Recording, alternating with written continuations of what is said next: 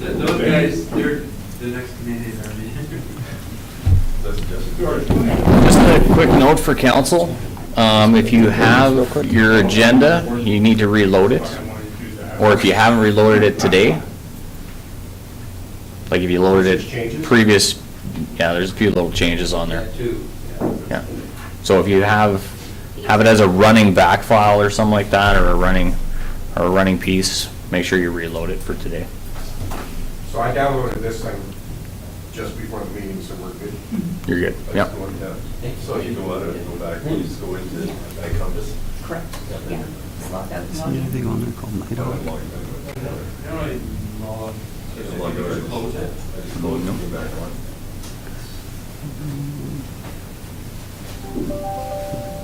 It's gonna start over right now. This is the hidden network.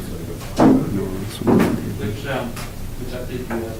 I don't know what this, my Wi-Fi It 7000 can go is. live automatically. Oh, that's it. Right That's now. it? It automatically starts the meeting, the video. Oh, you did get up, yeah. I think you connected to it once before, didn't you? You're ready. And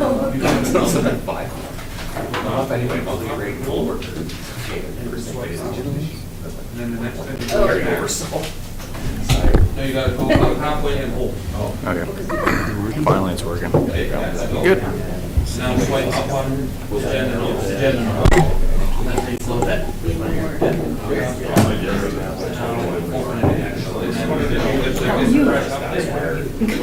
Long time no see.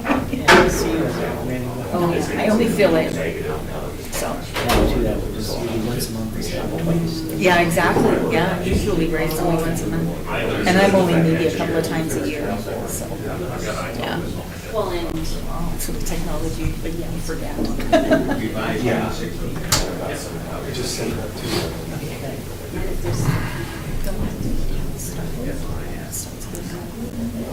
Okay.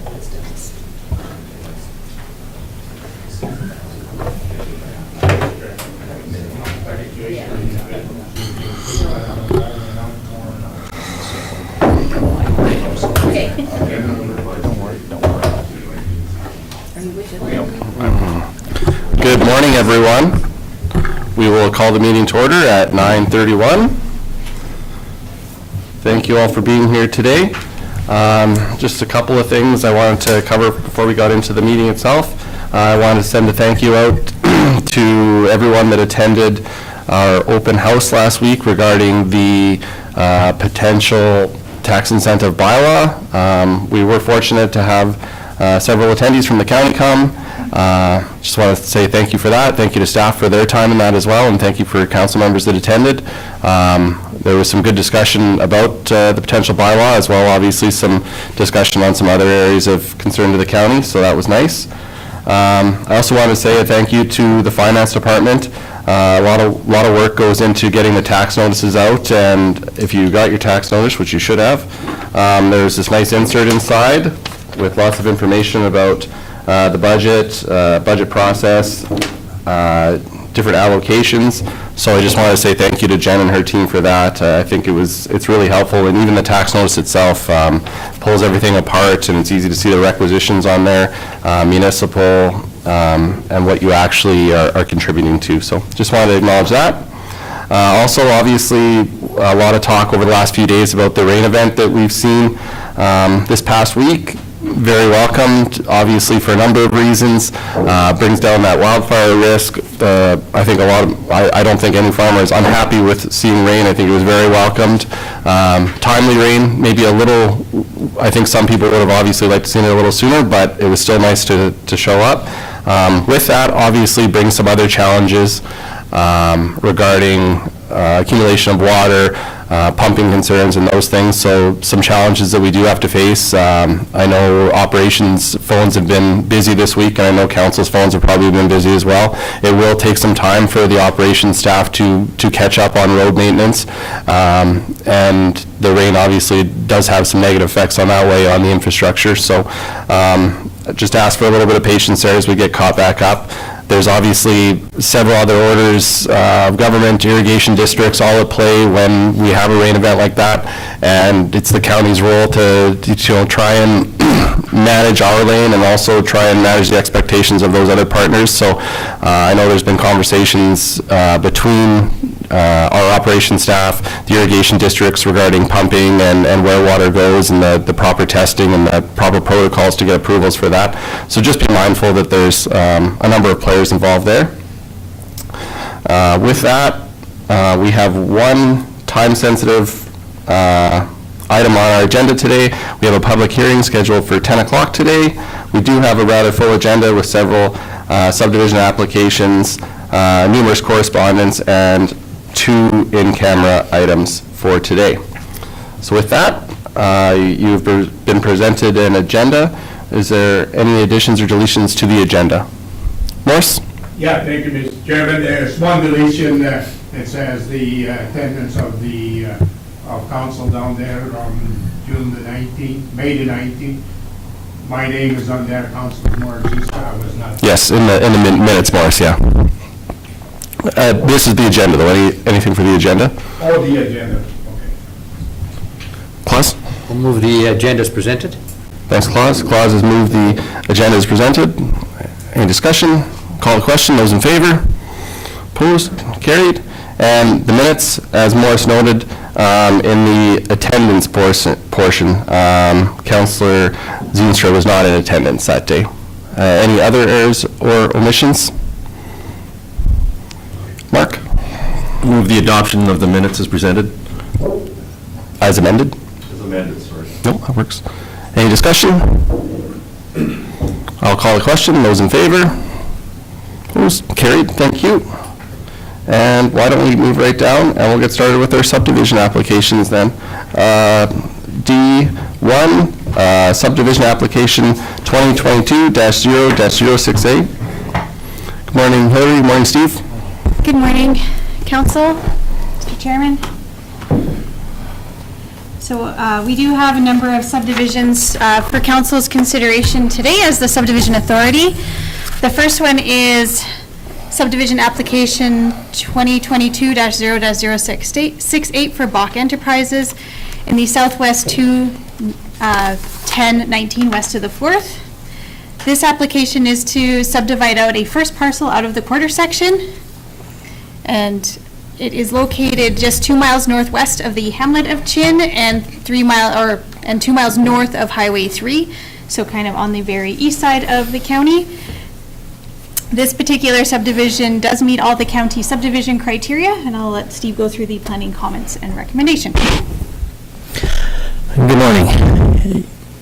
Yes, Mr. Chair, as described, this application in front of you, this first one, is to subdivide out a first parcel from a quarter section. It is for a vacant parcel, 2-acre parcel, which meets your minimum parcel size requirements. The parcel the owner is looking to subdivide is just in the very northwest corner of the quarter section, the dry pivot corner, looking to take out that parcel. It'll be angled on that southeast side to account for the irrigation pivot on the adjacent agricultural land that'll be left. The access is from the West Municipal Road Allowance. The applicant is proposing that they'll use a private cistern system for water, and septic will be treated on site with traditional septic field system.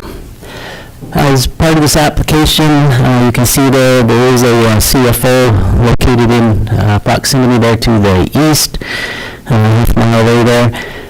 This application does meet the minimum distance separation. The NRCB have approved a permit there for 4,600 swine feeders and an NDS of 661 meters. It would be required if they were starting up. As an existing operation, when we apply this, they have the expansion factor is 509 meters, and the actual measured distance to the property line, the proposed property line, is 681 meters. Vacant parcel was measured to the closest point of the property line, just because we don't know exactly where the house is going to be located on that parcel, but obviously it'd be even beyond that. So as part of the review, there was no objections or concerns received on this. Fortis does require an easement as part of the registration. The application does meet the subdivision criteria for a vacant first parcel, we call Boroland subdivision out of the quarter section. It meets the minimum parcel size at the 2 acres there. For a Boroland, is to be between 2 to 3 acres in size. So on that basis, I have recommended approval to you. As the first parcel out, there's no municipal reserve payment. The first parcel out is exempt. So with that, I have recommended approval to you with, there's 5 conditions there in the draft presented resolution. The standard taxes are paid and up to date, and the development agreements entered into if required. The third and fourth, or the third deals with the survey that needs to be provided, the final survey. The fourth would be the requirement to do the on-site soils test to demonstrate favorable results with that. And then the fifth is the request by Forbes to capture their easement request on that. So with those 5 conditions, recommended approval to you. Thank you, Steve. Thank you, Hurley. Any questions from council? No? Thank you, Mr. Chair. So when you get a parcel that size in the shape it is, are you able to meet the minimum distance setbacks from things if you want to build like more than just a house? Like if you want to reserve a little dugout, or, because that's pretty small. Thank you, Mr. Chairman, through to Councillor Hickey. Yes, it is, it's on the smaller side for lots of acreages that we see, but 2 acres does accommodate typically a dugout and even a shop building, and they would meet the setback requirements. Obviously, it depends on the size of the accessory buildings that they're putting on there, but 2 acres seems to be adequate for that. John? Thank you, Mr. Chair. This looks to be a very straightforward application, so therefore I'd like to move that the subdivision application number 2022-0-068 be approved, subject to the conditions outlined in the draft resolution. Thank you, John. John has moved the recommendation. Any further discussion? John has moved that subdivision application 2022-0-068 be approved, subject to the conditions as outlined in the draft resolution. I'll call the question. Those in favor? Opposed? Carried. Thank you. And now we can move down to our second subdivision application, 2022-0-073. Thank you, Mr. Chairman. So this next subdivision application is a resplit of an existing 43-acre title into 2 titles, one being just over 22 acres, and the other one being 23.5 acres in size, and it would be for country residential use. This particular application is located a half-mile west of Highway 845, as you can see on the map, and then just a half-mile south of Highway 519 to the north. So this application, just as you probably read through the comments, it is a resplit of the title, but in consideration the actual developable area of the land, it does meet the county's subdivision criteria for a resplit, as there is less than 20 acres of farmable land on this particular parcel. And with that, I will get Steve to go through the rest of the planning comments and the recommendation. Yes, this application as described is to further subdivide a parcel of what could be considered poor quality agricultural coulee top land and create a parcel. The owner is intending to create a parcel so his son can construct a new dwelling on the east portion. For the proposal itself, the northeast side, which will be a 23.53 acre size parcel, is native grassland, has a bit of a coulee draw that runs up into it. The proposed, what we call the residual portion, which is the west portion of 22.24 acres, contains an existing yard. There's a dwelling there with a well-developed yard with extensive tree shelter belts and such, as you can see in the air photo. The initial calculations that were undertaken on doing the review as part of the application process illustrate that there is less than 20 acres of farmable land within the title area, which conforms to one of your subdivision criteria for doing a resplit. The if successful in obtaining their subdivision approval today, the applicant will provide an engineered geotechnical study to establish safe setback lines for development and verify that there will be a minimum 2 acres of developable land available on that east portion of the 23.53 acres where they want to construct a new dwelling. This land, it's not steep coulee. It's at the top. There's a bit of flat native prairie grassland there, and then it's where a jaw starts to run down. There's about a half mile, 3/4 of a mile to the south there. The access to this lot will be provided from the west municipal road allowance.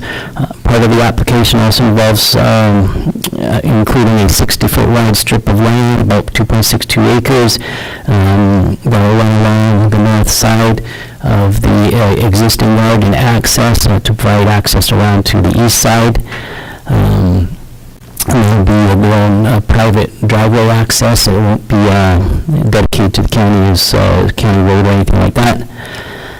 The existing road currently has water through the water co-op, and they have an individual septic field which will remain with their parcel. The applicants would like to service the new parcel in the same manner, but in the interim, if there's no of the water co-op water available, they'll put in a private cistern and hot water until hopefully such time in the future they'll be able to access the water co-op if that becomes available. There are private utilities available at the site with electricity and gas and such to service the new yard. So in looking at some of the wider provincial requirements on this application, there are no abundant gas wells in proximity. The application itself exceeds any applicable MDS to any area confined feeding operations, well a bit to the north and to the west there, but it well exceeds any of the MDS that's required. One of the things with this application is that the land is within a provincially identified historical resource category of HRV 5. This type of subdivision with a resplit normally would require an application made to the province to obtain Historical Resource Act approval. However, in our consultation with the Director of Historical Resources, in looking at this application, the location and the parcel sizes, they have determined that they will defer the historical resource at the subdivision stage, and the applicant will only have to do that at the development stage when land's disturbed. They'll have to address that. One of the other items with this subdivision is that with it being a resplit, another parcel being created, the payment of reserve is applicable on the application. So in this case, the applicant would have to pay it, or my suggestion to you is on the entire parent title of the 43.14 acres. The reason for that is in doing a municipal reserve payment, we look at the possibility or likelihood, that sort of thing, of re-subdivision in the future. So obviously an area that's, say, zone group country residential, or there could be additional subdivision occurring and more resplits. This case may be that type of a thing. We might defer that to the future because we know they're going to come back and subdivide down the road. In this case, I would suggest that due to the land and topography and the inability to get further access into there's no future subdivision potential, or it would be extremely difficult. So on that basis, the municipal reserve should be paid to you at this time so you don't lose it down the road with no ability to pay. With that, the valuation did come in on that at 9,270 acres.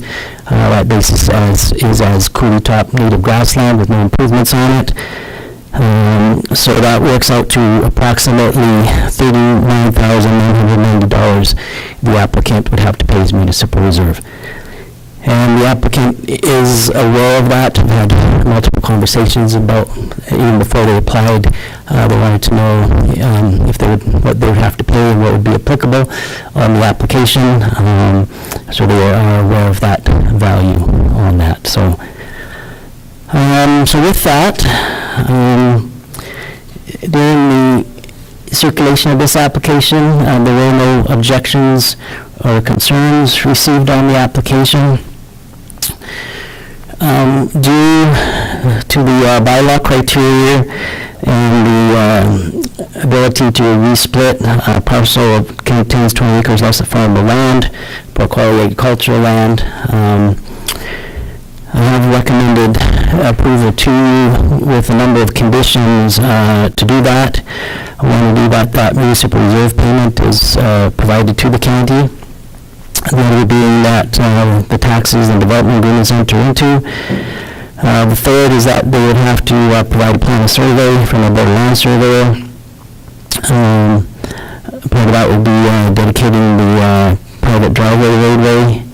As well, the fourth condition would be that they provide that engineered geotechnical study to verify the actual safe setback lines for development for the building pocket, verify that there's 2 acres of developable land that can be safely located within that building pocket. And then the fifth would be that they have a professional soils analysis, which would likely be done as part of the geotechnical at the same time for the new East 23.53 acre parcel to demonstrate suitability of a private on-site septic system as well.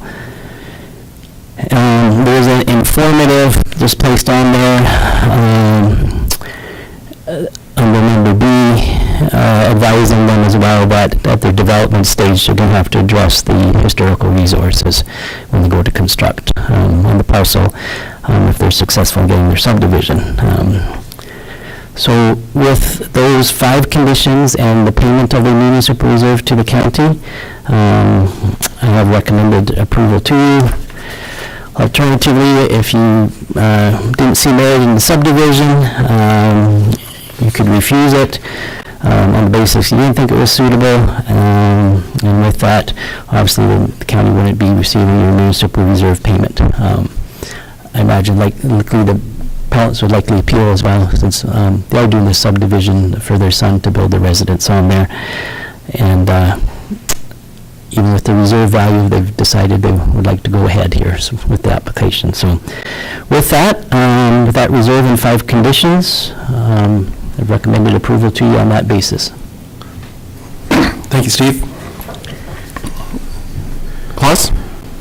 Thank you, Mr. Chair. The approach to the nearest roadway, where would that be?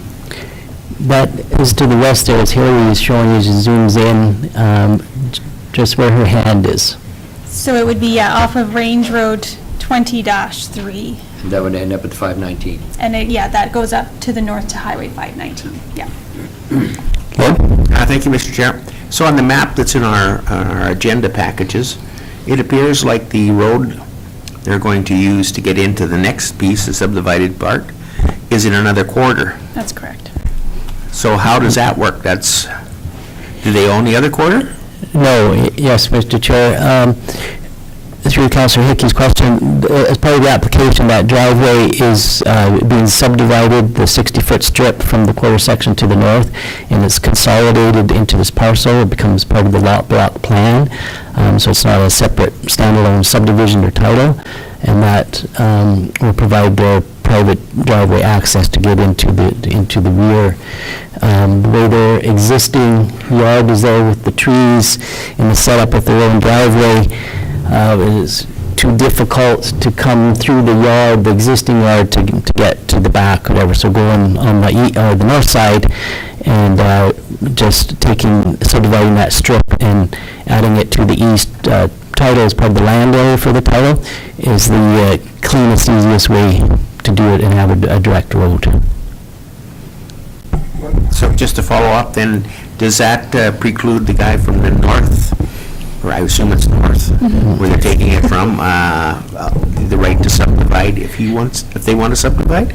No. No, Mr. Chairman, they would still have the ability to subdivide because they still meet the minimum parcel size to allow for, like if they wanted to take, for instance, their yard out, they would still have that ability to apply for that based on the subdivision. I guess the reason I criteria. asked that is because I thought you're only allowed a subdivision. So you're already getting one by this land you're allowing your neighbor to use for a driveway.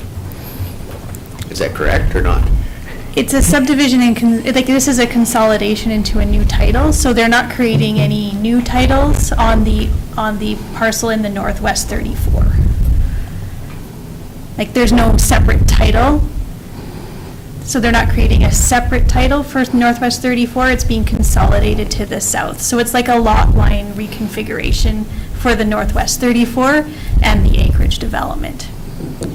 Yeah, so basically the northwest bottom quarter section line will just be moved up 60 feet.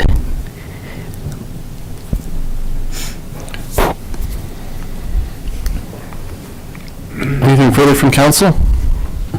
John? And then, John and then Morse? Yeah, thank you, Mr. Chair.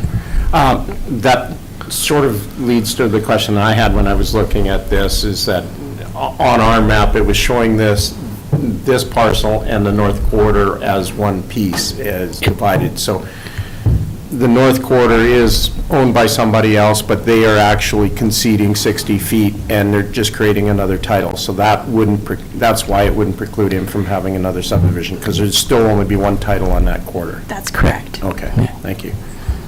Morse? No, I'm good. Klaus?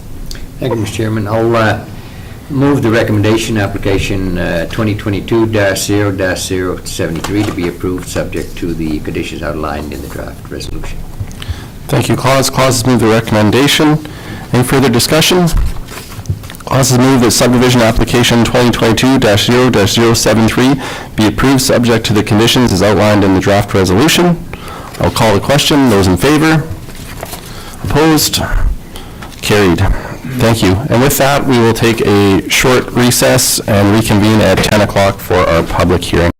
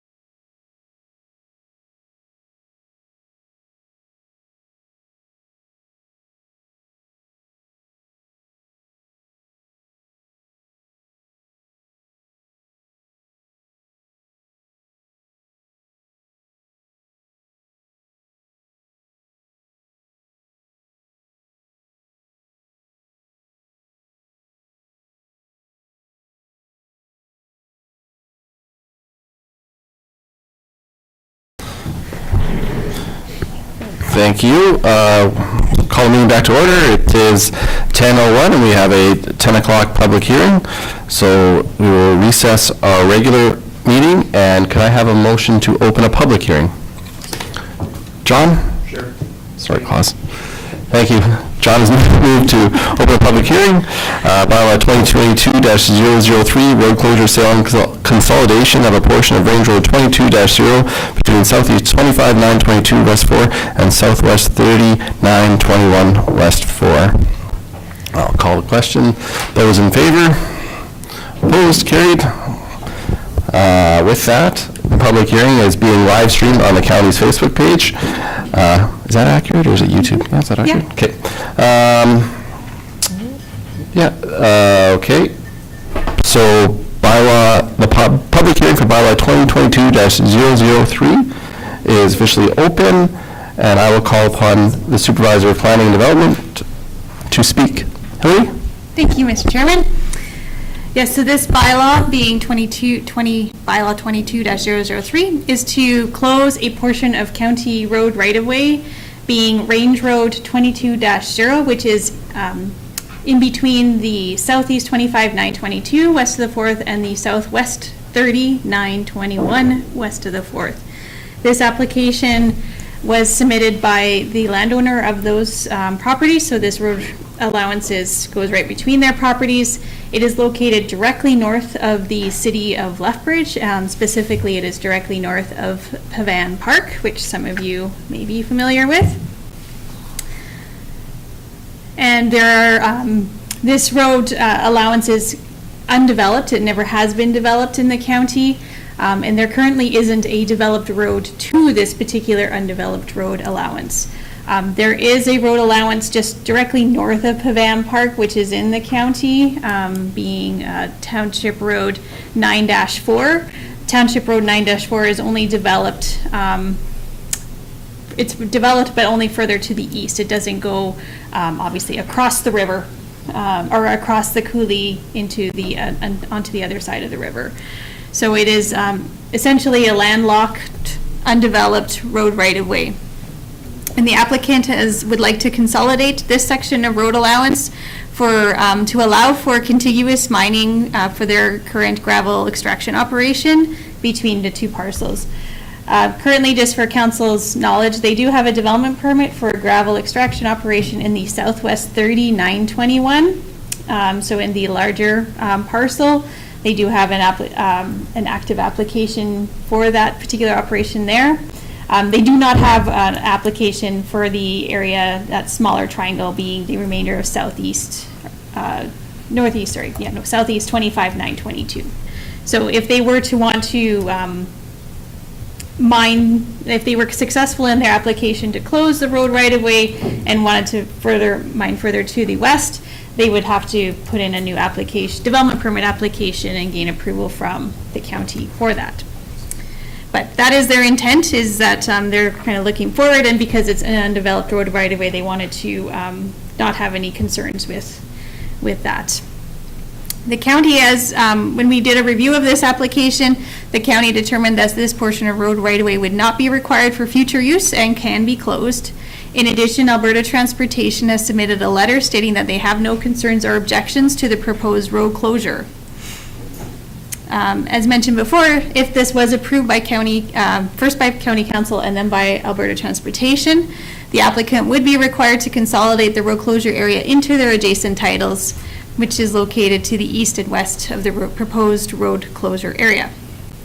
This application was referred to the City of Lethbridge as they are the adjacent landowner, and also just through our intermunicipal development plan with them, a referral is required.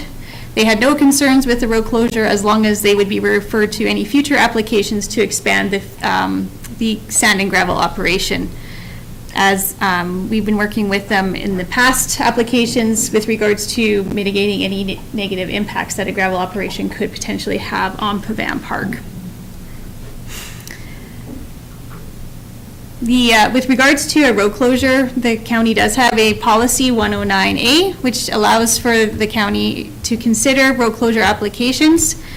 And first reading of this bylaw was given on April the 7th of this year. So with regards to moving forward, County Council, at this point in time, there is no second and third reading of a road closure bylaw. You have a public hearing to determine if there's any concerns from the public or any adjacent landowners with regards to the road closure. If there are none and you see fit that you want to send this particular application up to the Minister of Transportation for their approval. Once the Minister of Transportation has signed the actual road closure, this bylaw will come back to the county for second and third reading. So there's kind of a few opportunities for the county to consider this application. One is obviously at first reading. The next is the public hearing, just to gain more information to see if there are concerns. And then once it received ministerial approval, you have that opportunity again to just discern if you want to move forward. So the county really does have the last say in terms of the road closure. It's not necessarily the Minister of Transportation, but they do have a vital role to play in this particular process. So if you wanted, if County Council does want to move forward, then I will send it up to the minister for their signature. And like I said, once they sign it, bring it back to you at some future date. That can range between 6 months and a year. It just depends on what's going on at the province at the time. Other things that County Council may consider, you may decide not to send the proposed bylaw for ministerial approval if there was concerns with the proposed road closure that came up, say, during this public hearing or any notices that we had sent out. And this would keep the road open essentially if you decided not to send it up to the minister for approval. With regards to the financials on this particular application, the land assessment has been put at $9,650 per acre for this, in total for this particular road to be closed. I think the value came in at $5,000 per acre for this particular area. And with that, I think that covers off everything in my report, Mr. Chairman, and I'll put it back to you. Thank you, Hillary. At this time, council wishes to receive input from the public. Those making presentations are asked to state their name and review their points rather than ask questions of council. Presentations before council are asked to be brief and to the point. Is there anyone willing or wishing to speak to bylaw 22-003 at this time? Is there anyone who would like to speak regarding bylaw 22-003? And a final time, is there anyone who would like to speak to bylaw 22-003? Any questions from council? Lauren? Thank you, Mr. Chair. So Hillary, where is the river? Is that it right there? Oh, sorry, sorry, Mr. Chairman, through Councillor Hickey. I should have turned off the, my planning layer there. It makes it a little bit harder to see. Oh, okay. So, yeah, it's just directly to the west there. And one just follow-up question. Where is the Lafarge pit to this? Yes, I will zoom out and I will show you where the Lafarge pit is in relation to this. So the Lafarge pit is about 1.5 miles to the north. Okay. Directly to the north. You'll see it's just in this area in the northeast, 31,921, relatively speaking. And they've mined this whole 2 quarters up there essentially, and they've reclaimed a bunch of those areas already. And they're still active, really active in that particular area, but this is another opportunity that came up to kind of consolidate their operations in this area. So that's why they have another gravel permit in this particular quarter. Thanks, Hillary. Any other further questions from council? Hillary, is there any correspondence that you received? With regards to comments from the public, I did have one adjacent landowner to the north come in just to ask some questions with regards to the road closure. He himself has a similar situation on the north side of the river. And so, but he had expressed no concerns, and then I had another landowner just similarly ask some questions about what this would mean, and but they didn't send any formal correspondence and didn't really express any concern. So that was the input that we received from the public. Thank you, Hillary. Eric? Thank you, Mr. Chair. Where's the last road, and do we have any concerns about road construction through there, or is that not our division at all? So the road access, through the chair, through to Councillor Van Essen, they would, they have to create their own access through their own parcels or through private titles to gain access to the gravel pit itself. All the gravel pit operation and trucking goes onto the county road at Township Road 9-5. Yes. So just further to the north, this is the road that Lafarge currently uses, Township Road 9-5, and that's how they get their gravel out, and that same road would be utilized for the operation, which has already been permitted, so. Anything further from council?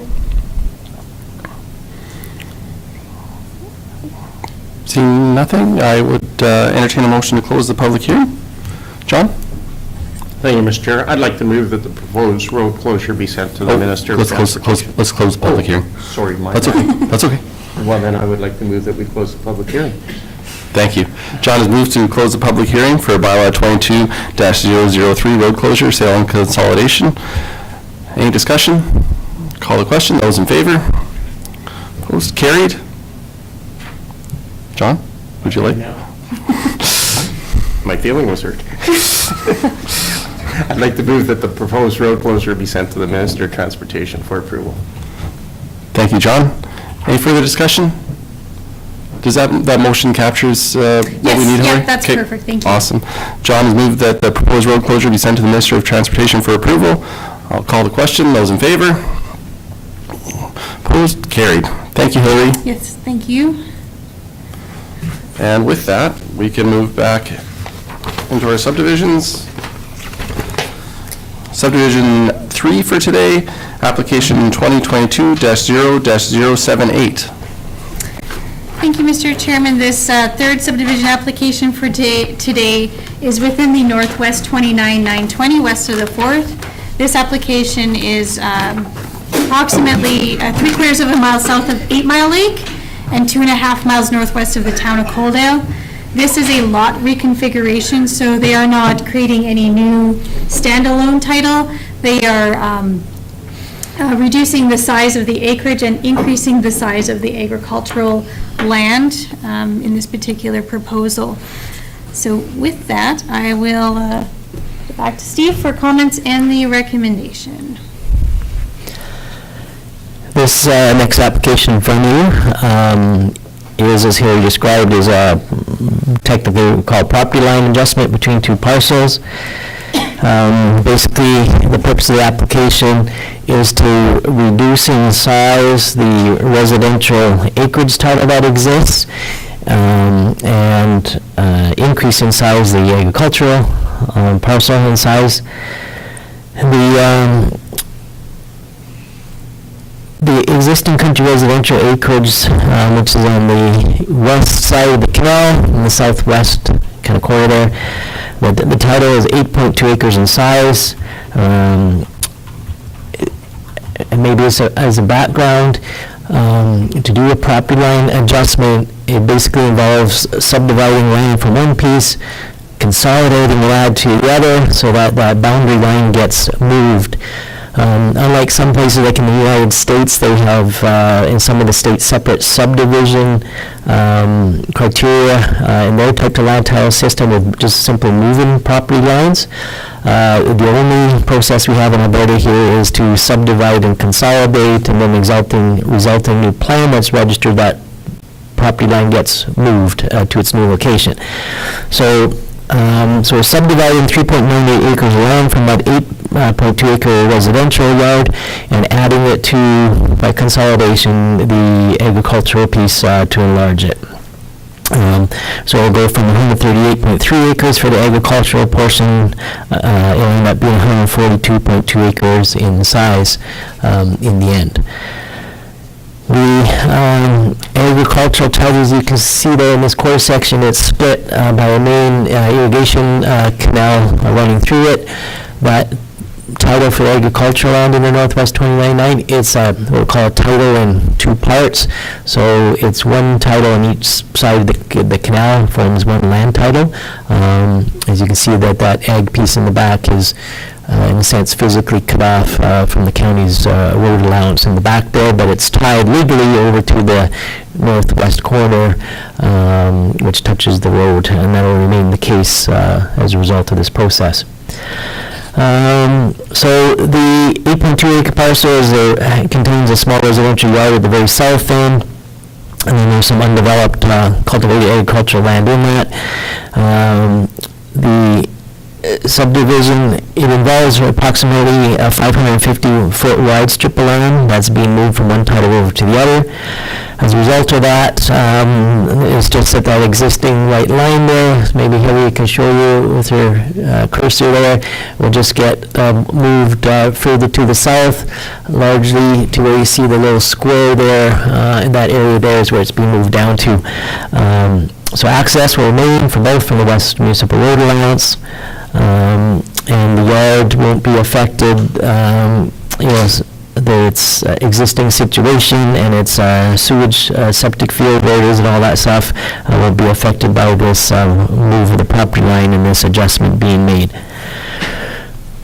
So with that, overall, the application meets your criteria under the bylaw for a reconfiguration, realignment, property line adjustment of titles. There's no additional titles being created above what presently exist. One title's getting bigger, one's getting smaller through the process we're doing. During the circulation of this application, there's no objections or concerns received. The one utility company, ACO Gas, does request an easement for a gas line. And other than that, that's all that's needed. So I have recommended approval to you with the standard conditions of taxes paid up to date, a development agreements entered to if required. Likely nothing will be needed on this one, but the third condition is the important one, just that consolidation be done by plan of survey by surveyor to create new lot, block, and plan number that we review to ensure that the consolidation is done and there's no standalone title. And then the fourth would be the addressing the easement requested by ACO Gas for their utility line. Thanks, Steve. Any questions from council? Mark? I'd like to move that subdivision application 2022-0-078 be approved subject to the conditions outlined in the draft resolution. Thank you, Mark. Mark has moved the recommendation. Is there any further discussion? Motion is made that subdivision application 2022-0-078 be approved subject to the conditions as outlined in the draft resolution. Call the question. Those in favor? Opposed? Carried. Thank you.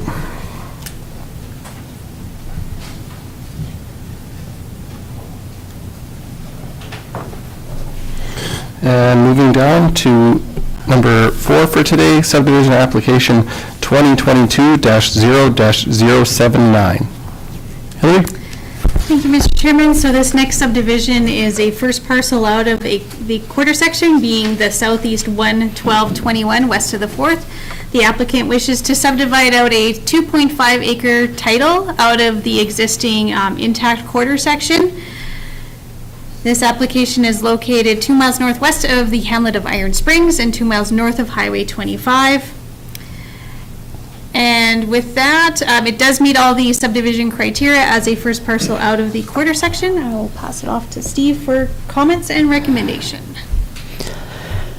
Yeah, this next application in front of you is fairly straightforward. First parcel out, existing farmyard subdivision. They're looking to create a 2.5 acre parcel there in the very southeast corner. It complies with the parcel size requirements of the bylaw and exceeds that 2 acre minimum. The application, in looking at their yard and that 2.5 acre size, it captures all their main improvements. There are a number of green bins on the west side of the yard there that you can see. That's kind of where the division line will happen, and those grain bins are going to stay on the remnant agricultural portion of the land and not be included in the yard. The yard, the septic system is situated between the dwelling and the east roadway, so it won't be impacted, or there'll be no encroachment or that type of thing where we're putting the property line. It's on the opposite side of where the yard property line will go, so that's not an issue. There are currently 2 approaches in place to this yard, one to the south and one to the east municipal road allowances. This application, you can see there, there's a grandfathered dairy operation to the west there. The minimum distance separation of 379 meters is required, and 954 meters exist as measured to the dwelling wall. So it meets the minimum distance separation for that. This application as well, it's adjacent to some land containing a historical resource of what they call a Category 5, which is like the least important category, if you want to call it that, least significance. So it was referred to the province. The Director of Historical Resources has no concern with it and indicated that Historic Resource Act approval is not required for this application. So with that, it does comply to the land bylaw as the first subdivision as a farmstead out of the quarter section. The parcel size complies with the bylaw requirements, and servicing are in place. With no objections received, none of the utility companies require any easements or anything like that. So I have recommended approval to you, just with the 3 basic conditions, and that's taxes are paid and up to date, development agreements entered into if required, and the third is that they just submit the final plan of survey based on your approval that corresponds to the subdivision approval as part of the final submission for final endorsement, and those would be the only 3 conditions. Thank you, Steve. Any discussion from council? Any questions? Morris? No question. I would like to move the subdivision application 2022-0-07 and be approved subject to the condition outlined in the draft. Thank you, Morris. Morris moved the recommendation. Any further discussion? John? Yeah, thank you, Mr. Chair. Just one sort of question of clarification. The granaries that are on the, that will be on the now east side of the agricultural property, do they, in their present position, meet any the setback requirements? They didn't verify that on their survey, Councillor Kurbis, through the chair, so I'm not entirely sure. Does that create a problem if we approve a subdivision and there are existing structures that are too close? Typically not. I mean, if it came up in the future that somebody did, say, a compliance letter request with a real property report, and we noted that they were within the setback, because the act of the subdivision created the encroachment, we usually say that they're non-conforming uses and can remain as such. Just for clarification, if I may. Steve and then Morris. Hi, Mr. Chair. That was initially surveyed as part of the initial survey package, so it does meet the bylaw. The closest one is 7.73 meters away, and requires 6.1 meters, so it just is a little bit over what's required. Morris? Yeah, thank you, Mr. Chairman. I'm very familiar with that subdivision, what's being applied down on the application is for. It's the bins down there have a separate driveway, and also the acres is having a separate driveway.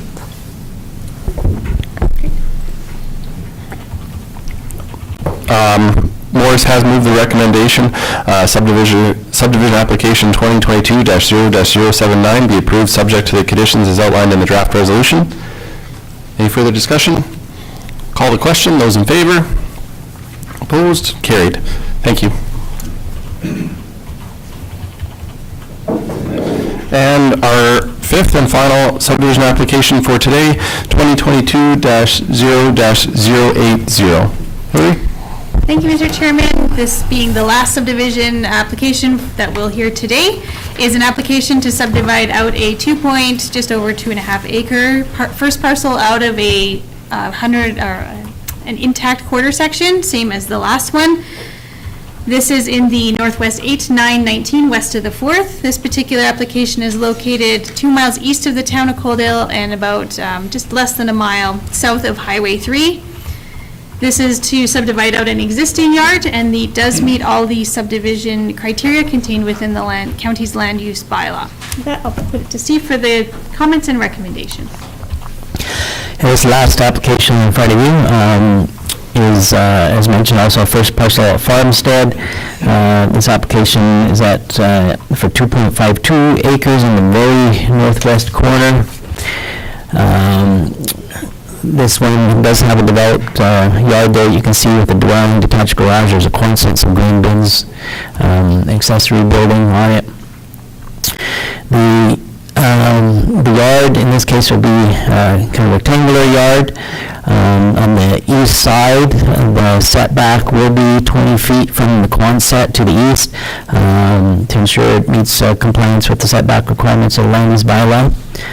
The proposed parcel is configured so it remains outside the irrigation pivot system on the remnant agricultural land. The applicants have existing services in place there with their yard, with the rural water co-op line. Sewage is by individual on-site septic system. In this case, that's located west of the dwelling, so it's not in the area where the property lines are being located, so it will remain within the confines of the smaller subdivided yard when the 2.52 acres once subdivided. And the applicants have an existing, actually 2 approaches in place there, both to the west and north municipal road allowances into that yard. With this application, there was no concerns or objections received in the referral process. None of the utility companies required any easements. This similarly also, kind of surprising in this area, but is also an area potentially containing a historic resource, so the HRV 5 category as well. However, the province has no concerns, and the Historical Resource Act approval is not required on this application.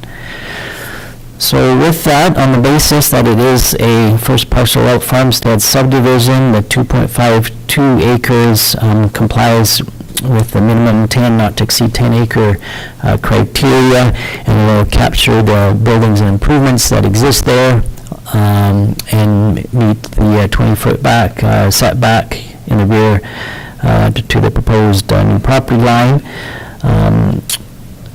And no minimum distance separation issues to any feedlots. I have recommended approval to you on that basis. And in this one, it will just be the standard conditions that the taxes are paid up to date, development agreements enter into if required, and the third, as well as that they submit their final plan of survey based on whatever you approve here today that matches the approval. Thank you, Steve. Thank you, Hillary. Any questions from council? John or Klaus? Thank you, Mr. Chairman. Seeing that it's pretty straightforward, I'll move the application 2022-0-080 to be approved, subject to the conditions as outlined in the draft resolution. Thank you, Klaus. Klaus has moved the recommendation. Any further discussion? Motion is that subdivision application 2022-0-080 be approved subject to the conditions as outlined in the draft resolution. I'll call the question. Those in favor? Opposed? Carried. Thank you, Steve. Thank you, Hillary. Thank you.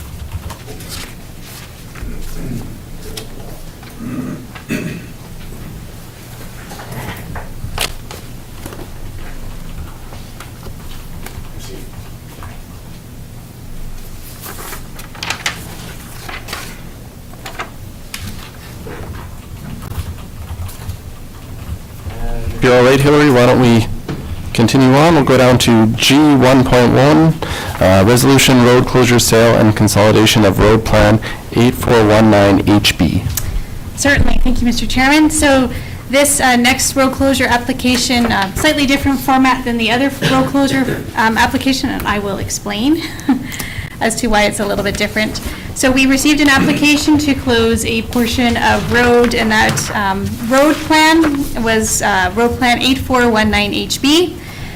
And this proposed road closure is just 0.5 kilometers south of Highway 25, and it's on Range Road 23-4, which was formerly the highway, if anybody's interested in that. Highway 519, maybe?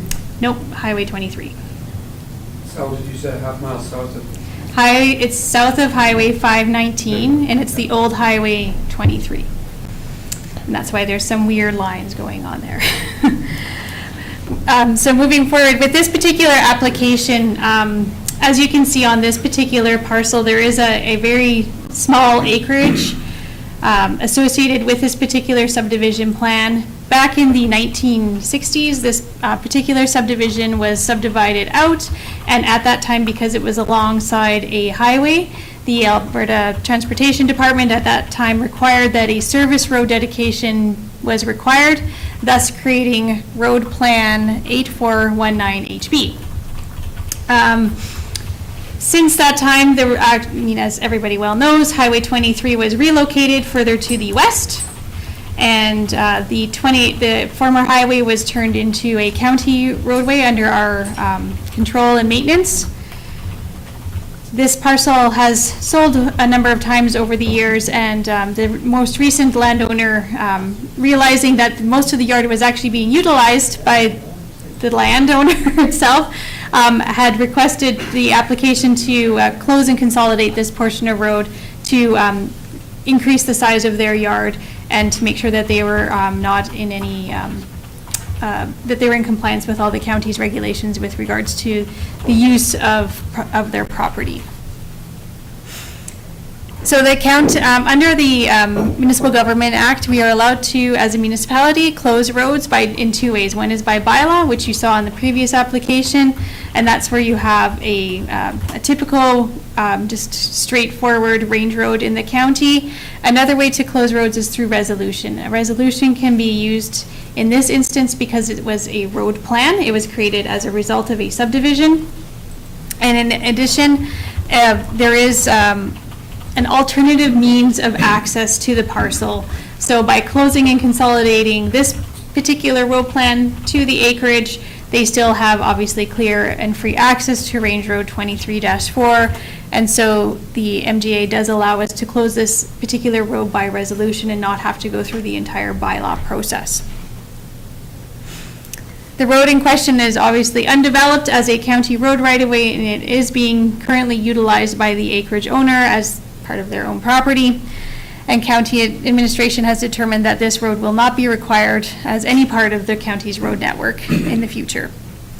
Alberta Transportation was also circulated this particular application, and they had no concerns or objections with the road being closed, and that the county proceeding with the resolution to close and consolidate this particular piece of road right-of-way. If approved, the owner would have to consolidate the road closure into their parcel, as shown on the attached sketch in your agenda package. The county did determine that the assessed value of this parcel would be, of the road closure area, would come to $6,160. And that was at a value of $14,000 per acre. This would increase, as in terms of a financial impact, the tax increase for the property would be approximately $40 per year on their assessment, because it's there's no development in that, no physical other buildings in that particular area. So with that, I have recommended that County Council approve by resolution this particular road closure for Road Plan 8419 HB. Thank you, Hillary. Any questions from council? Warren? Thank you, Mr. Chair. So just, it was never built or never developed as a road allowance, but it was built on years ago, wasn't it? Because that's the former site of an old service station. It was. Are there any environmental issues that we need to be aware of? No, not that I'm aware of. Like, this property has been a residential property. I don't think the service station obviously closed at some point in time. And there's been a residence on that site since that time. When we looked at the title, and there didn't seem to be any issues with regards to any contamination. That service station must not have been around for a particularly long period of time. So there was no underground tanks noted, nothing that would cause any ground contamination. They have, the applicants have actually moved on, or tore down the old house and built a smaller-ish house on the property, and there was no issues with that when we did the development permit, so. John? Thank you, Mr. Chair. I'd like to move that the road closure, portion of road plan 8419HB as shown on the attached sketch be approved by resolution. John has moved the recommendation. Any further discussion? Recommendation was that road closure of a portion of road plan 8419HB as shown on the attached sketch be approved by resolution. We'll call a question. Those in favor? Opposed? Carried. Thank you, Mr. Thanks, Chair. Hillary. Thank you, Council.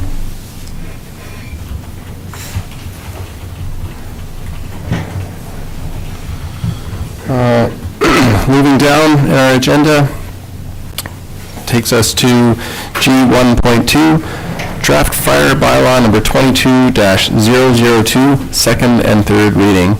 Morning, Byron. Larry? Good morning, Mr. Chairman, Council. So as noted, we are presenting today draft fire bylaw number 22-002 for Council's consideration of second and third reading. This bylaw was first presented to Council 4 weeks ago at the May 19th meeting, and since that time, we were quite robust in presenting this out to the public through all of our regular channels, including being on our website in the What's Happening Lethbridge application. And honestly, it's been remarkably silent. We didn't really get feedback from the public. I don't know if council members had anyone approach them or ask questions about it, but from our administration perspective at least, it seems to be quiet, and there were no concerns raised or no other suggestions regarding it. Just to summarize, the bylaw is fairly lengthy. I believe it's 19 pages long, and that was maybe, noted as a bit of a concern at the last council meeting. Keeping in mind, of course, the intention of the bylaw is to consolidate 4 sort of disparate bylaws, all relating to fire matters in Lethbridge County, into one location. So for ease of location, this bylaw as well was crafted and drafted by legal counsel because we knew it's quite important for Lethbridge County, in particular this bylaw.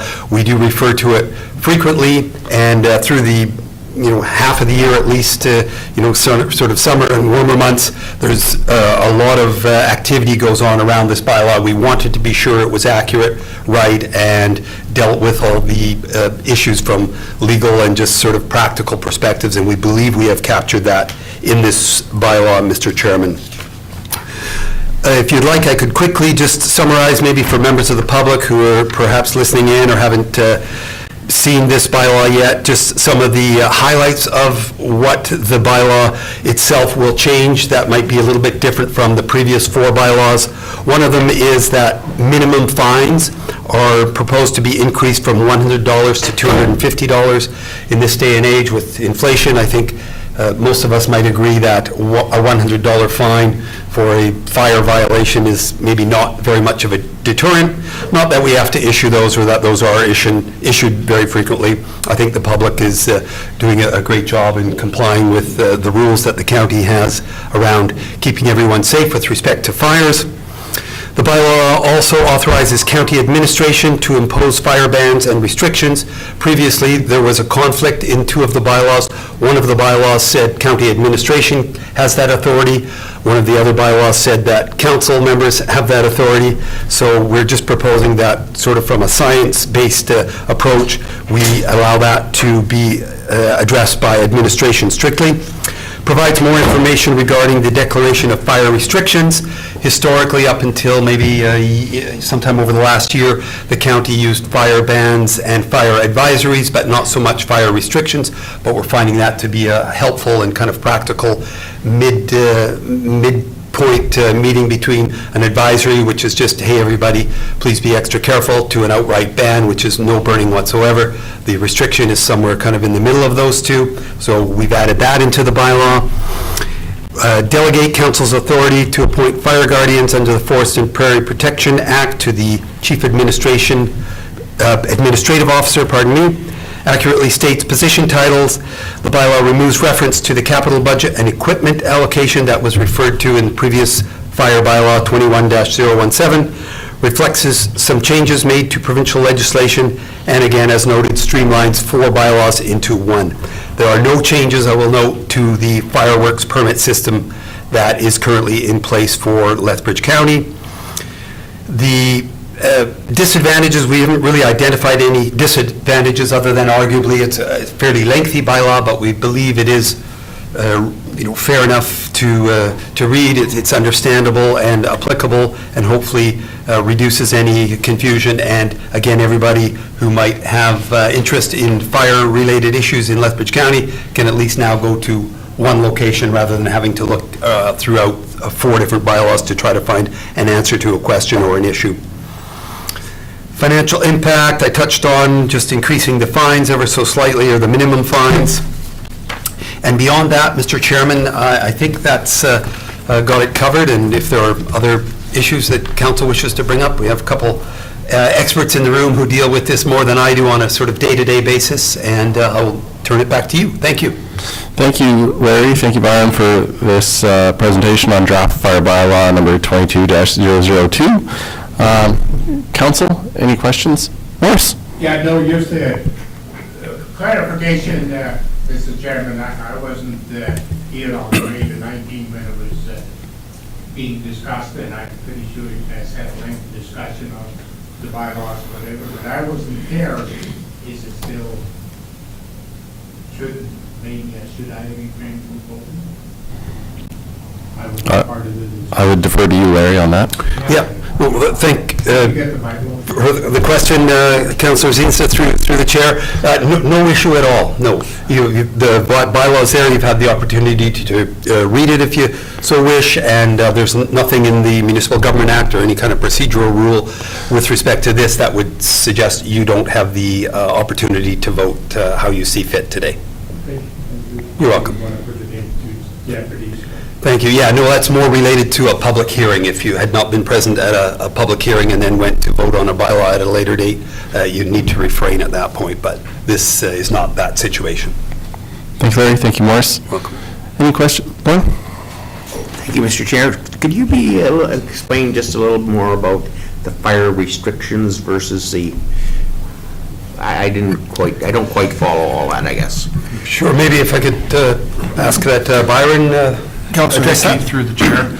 What we've done is, instead of a fire ban, is a complete ban. Nobody can use their fire pits in their backyard, burning barrels, stuff like that. So the restriction does is just eliminates anything that is burnt with a permit, that they need to apply for a permit for, it takes that away. So you can still have your backyard fireplace, fire pit, and burning barrels that are approved by us with the restriction, where a ban, you can't do it at all.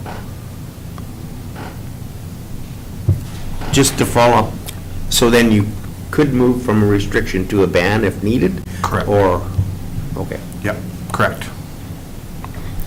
Any other questions from council? If not, how would you like to proceed? Claus? Proceed with, move that the fire bylaw number 22-02 be read for the second time.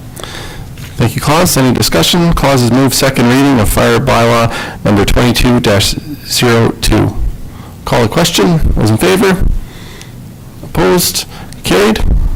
And third reading? Mark? I would move that the fire bylaw number 2022-02 be read a third time. Thank you, Mark. Mark has moved that fire bylaw number 22-02 be read a third time. Any discussion? Call a question. Those in favor? Opposed? Carried. Thank you, Brian. Thank you, Larry. Thank you, You're welcome. council. Thank you, council. How is council for, would we like a break, or we would like to proceed? This is maybe a natural break, or would we like to proceed? Okay, why don't we take 10 minutes, and we'll reconvene at 10:55.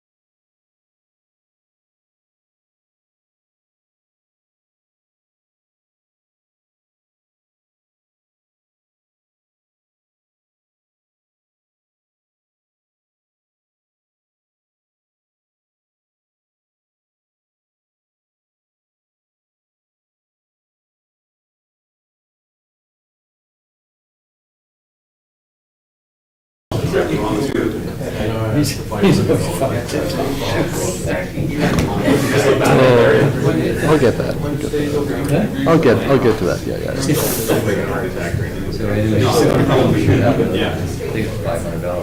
Yeah. Makes it 2,000. Right, yeah. We'll call the meeting back to order at 10:59, and I was informed by George in our IT department, apparently there's a bit of a technical issue with our mics today, so if you can, maybe don't speak too close to the mics, apparently.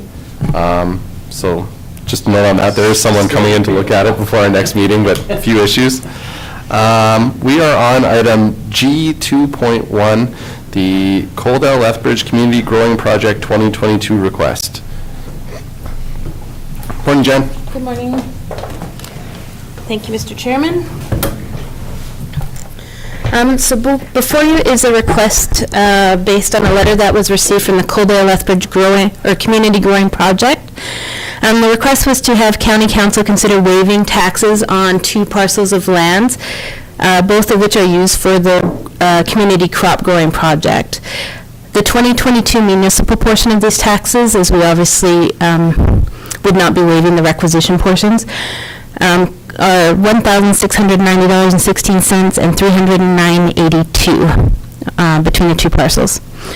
Recommendation of administration follows the council donation policy 161, as well as the resolution that was passed last year when this request came forward, that council donate $500 towards the project. As you can see, there is a letter there from the Lethbridge Community Growing Project that over the past year, the Growing Project was able to raise $211,500 locally, which brought their total to just under $2.1 million in the past 14 years that they've been able to collect. Since 1983, the Canadian Food Grains Bank has also allocated over $1 billion towards ending world hunger around the world. Couple alternative options to the recommendation that was presented was that council could waive the municipal taxes if they chose to. The pro would be that this would eliminate a portion of the costs or taxes incurred by the Coaldale Lethbridge Community Growing Project. The con would be that it could set a precedent for future requests of this type that come forward, or by individuals. The second alternative would be to provide a tax equivalent as a donation rather than a tax waiver. So this would provide the growing project the funding they would require to waive those taxes, but it is outside of the donation policy amount and is higher than the resolution that was passed last year. So if the taxes were waived, it would impact the municipal portion of the tax revenues collected by just under $2,000. Thank you, Jen. And just for the new councilors, as you see in the letter, and with the previous direction of council, the request has been made in previous years to waive the taxes. Instead, council has previously made the decision to make that donation, and the reason for that is that there is a multiplier effect, so that when we donate the 500, that is matched a couple of times, I believe, right? 4 times. Yeah. So that is the rationale behind that, just for new councilors. Any questions of council? Mark, and then Morse? Yeah, going over this, and I've been involved in other organizations that have received similar requests from this organization, and I see, it makes sense to me to continue with that $500 donation through our donation fund, and not waive taxes. Yeah, thank you, Mr. Chairman. I was quite involved at one time with the North County Growing Project, and I think we were the first ones in the southern Alberta what started it. And I think at least I see they kind of missed the application again to have the same similar donation given by the county, because this is the north side. I don't think they have again. And is it possible that we... I think Councillor Vanderbeek can speak to that. Thank you, Mr. Chairman. Yeah, Morris, I contacted one of the organizers from there, and I said that if they want a donation, that they have to get their application in, and they were going to work on it right away. Yeah, So- the puzzle that they keep them. Yeah, and I almost think that if you do it for the one side, then you should be doing it for the other side too. It's almost sort of like an automatic to me. I'm not sure how council feels about that, but I would like to see that. If Yeah. it is possible, we could maybe discuss that and vote on it. I've got lots of hands. Lauren, then Mark. I'm not first, so go. Okay.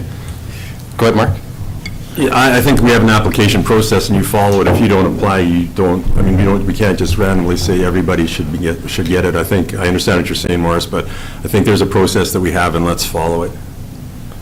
Yep, I agree with that, but I don't think that last year the North growing one applied either. Oh, they did. I believe you're correct, yeah. They forgot last year too.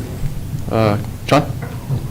Yeah, thank you, Mr. Chair. I would reiterate that with Mark. You know, there is a process and the application process should be followed. Did you have something? Klaus? Yeah, I think it was basically an unawareness for them, the way the person I spoke to, and that, you know, they were going to get on it right away, and we're probably going to see that application in our next board meeting that we have, council meeting that we have. So, and maybe we should let them know that, you know, if you want this, you got to apply for it every year. Eric? Thank you. What is our donation policy limit? If we've been doing this for a few years and everything is inflating, do we want to look at like a 750 or something, or what, how do we feel on that as council? Yeah, that would be a council's discretion if we chose to increase that amount. That. And what about the limit? I believe it is 500 right now. The limit is 500? Okay. In the policy. Mark, and then Morris. I'm comfortable, I think $500 is plenty. I don't think we need to isolate or raise things up. My only concern is that, I mean, I appreciate the value that this organization brings and what they do, but it's not like a community association where we're putting money in and it benefits the ratepayers and the people in our county. This is something that is benefiting outside our county, so like I say, I appreciate what they're doing, but I think the $500 is fine, it's generous, and I think that's where we should stay. Morris? Yeah, thank you, Mr. Chairman. I think that was a good point that Mr. Vanessa brought up down there about the 500 to 750, but that should be a different issue for a different time, that if you want to raise that to 750, then, you know, that's if it is possible then, but not now. Okay, any further discussion? How would you like to proceed? Klaus? Thank you, Mr. Chairman. I'll move that the county council donates $500 to the Lethbridge County donations 161 to the Coaldale Lethbridge Community Growing Project with funding from the council donation fund. Thank you, Klaus. Any discussion? Klaus has moved the recommendation that County Council donate $500 per the Lethbridge County Donations Policy 161 to the Coaldale Lethbridge Community Growing Project with funding from the Council Donation Fund. I'll call the question. Those in favor? Opposed? Carried. Thank you. And we can move down to G 2.2, the Quarterly Financial Report, January to April 2022. Jen? Thank you, Mr. Chairman. So before you is the financial summary to April 30th, 2022, just based on meeting dates, timelines, and completion of the bank rec to the end of April. It's being brought forward now, so with the year end and everything like that, the first quarter of the month is a very busy month for the finance department, as you must know. But we'll just jump right in, and just after the cover page on your report, you should be able to see the dashboard. It should be there now. I don't know if it was earlier, but I'll just do a quick review of the dashboard. So as council is probably aware, cash flows in the first quarter of the year are generally lower than the rest of the year. There's limited revenue streams in the first quarter. Primarily, we're looking at utilities, permits, those few things that come in. Of that 3.7 million in revenues, that also includes the MSI grant funding that was fronted, the first 50%. So as you can see, against the expenses, which would include the accounts payable of 8.2, any debt that was paid, we have debt payments that come out in March. Payroll, utilities, and other fixed costs are included in that 10.2 million. So not that we're in a bad financial position, it goes to show that the revenue streams are a bit lower in the first quarter versus the rest of the year. Since April 30th, the taxes have been levied, as council is aware, on May 26th. So the total, including all the requisitions and grant in lieu, was just over 23.4 million. And business tax was also levied at the first part of June for just over $1.5 million. So with the July 31st due date for taxes, we'll definitely see that revenue portion increase significantly over the next little bit. So I just wanted to highlight those few things before we moved on.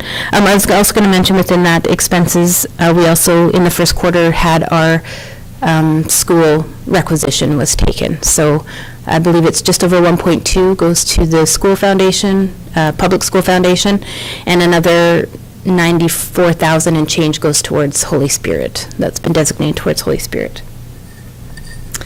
So on page 2 is just a quick financial summary, more verbiage. So generally this time of year we remain a bit conservative. Activities in our busier operations such as the Public Works Department and Ag Services really don't start taking off until spring. So when you see the first quarter, we remain fairly conservative with our estimates and know that we will have some heavier impacts as we move through the next couple of quarters and into the fall.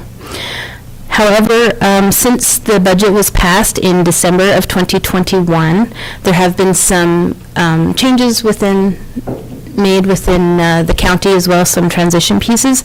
So there is a noted surplus of just over 358,000 just within operations. So the most notable portion are some changes to the utility and economic development departments, as we had a retirement and then we were sort of transitioning the economic department to sort of a different format moving forward, as well within emergency services with Barron's closing down their fire hall.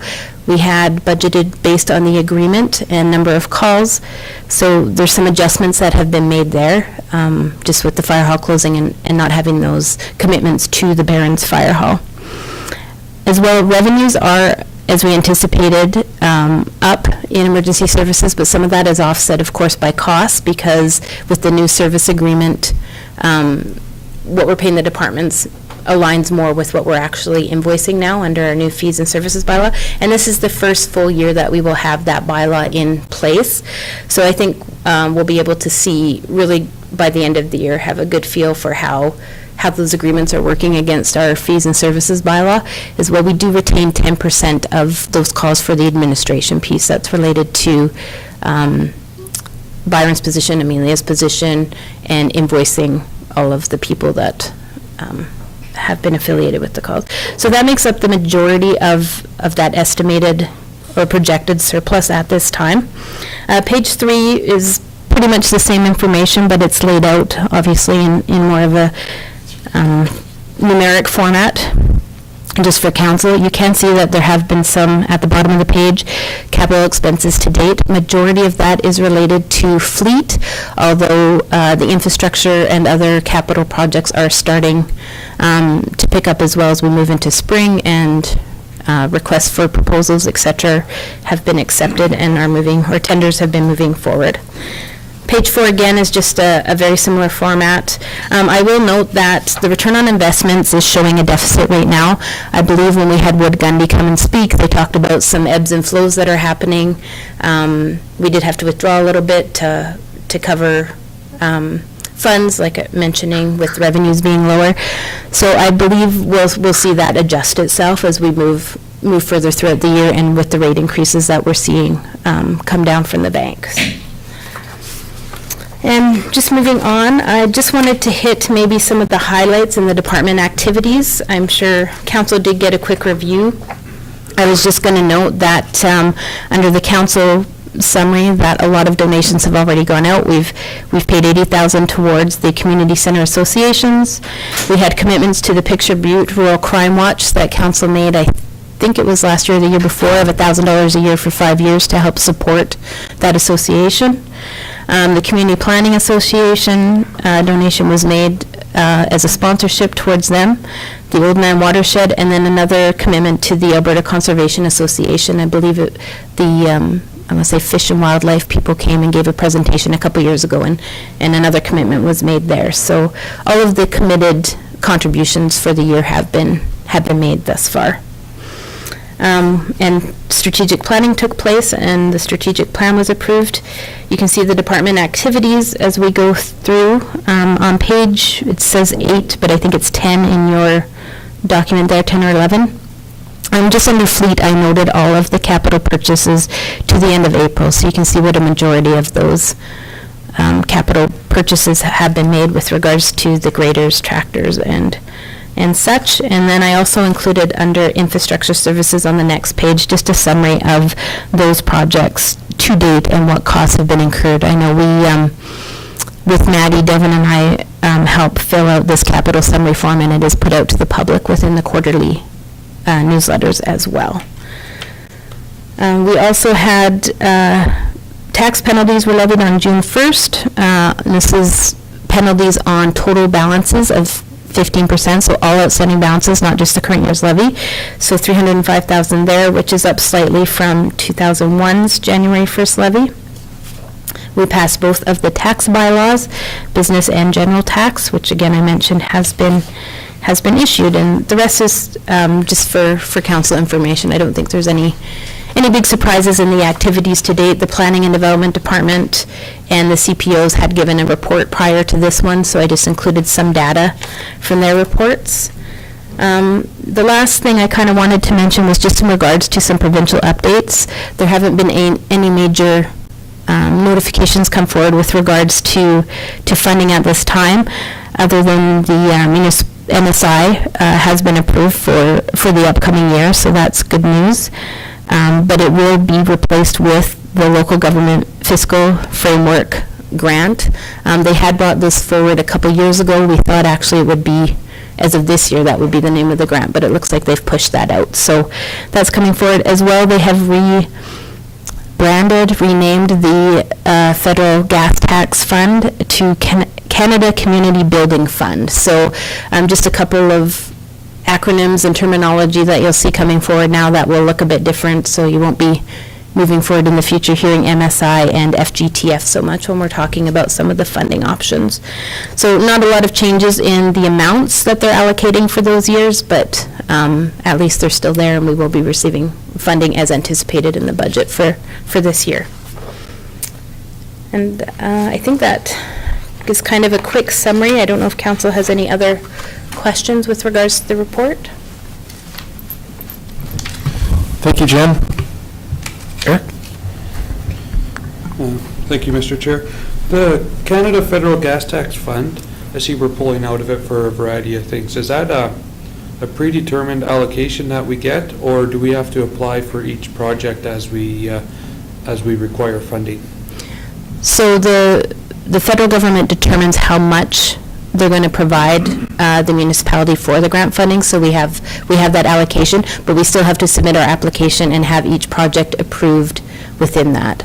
And we do have some carry forward that Devin has allocated, so $600,000 is definitely a nice amount to receive, but it doesn't always fully cover a project, so sometimes you can carry forward funds, so you have $1.2 million to put towards a larger project. Also on your fleet expenditures, is that's already factoring in trade-in value, I'm guessing, if I look at the numbers, or dispersal of old equipment? So those are, what you see there is the actual cost of the equipment that was purchased, but yeah, Jeremy does have a program and is selling all of the older equipment or trading it in. When he's selling it, he's doing it through auctions, so often a lot of equipment goes at once versus doing it with each purchase. Okay. Any other questions from the council? Claus? Yeah, Canada Community Building Fund, I mean, formerly the gas tax fund. So what's the difference in, it's being announced at 620,000. What was it last year? The 2021 allocation was 619,899. Yeah. And then they gave us that little top-up Yeah. of the 592, I guess little bonus amounts, which wasn't anticipated when we budgeted for 2021. That kind of came out, was announced after, I think after their budget was passed in April. And I got another one that's on the emergency. We had, with Barron shutting down, we have a surplus there. Like our negotiations with Nobleford, how far are we with that? And is some of the money going there if they are working for us already in that area? Through the chair to Councillor Vanderveen, I can't answer all of the questions around those negotiations. I think Ann and Larry have both, and Tori, I think, was involved in some discussions. So I don't have those answers. I do know that if there is a reallocation and a requirement to pay more, then it would definitely use up some of that surplus. I would assume we wouldn't budget separately for that. Yeah, and I can maybe speak to that a little bit, Claus. So we did, Ann and I did meet with the CAO and the mayor of Nobleford, and with the nature of the current contracts being fee-for-service, if they are called to calls in that response area, obviously the current agreement does cover that.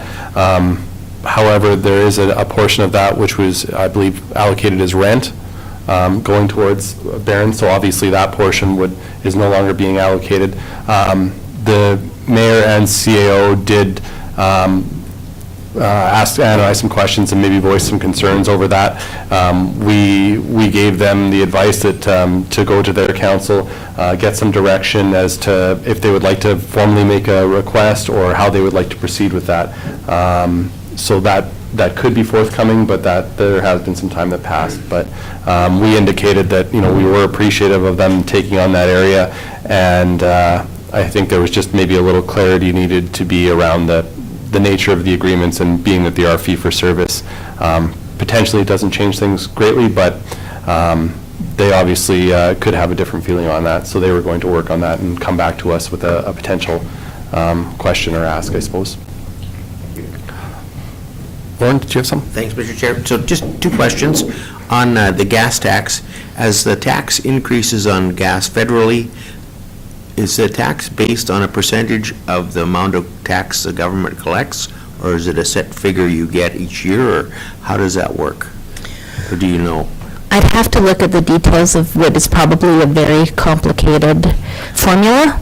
But I know that I believe it's a per capita is included in that ratio, and I'm not sure how they're determining all of that, to be honest. I can do some research and have Ann forward some information if council's interested, but I have not seen anything indicating that there would be an increase based on the current tax prices, and I don't know if that may have to do with some of the rebranding as well, not calling it a gas tax any longer.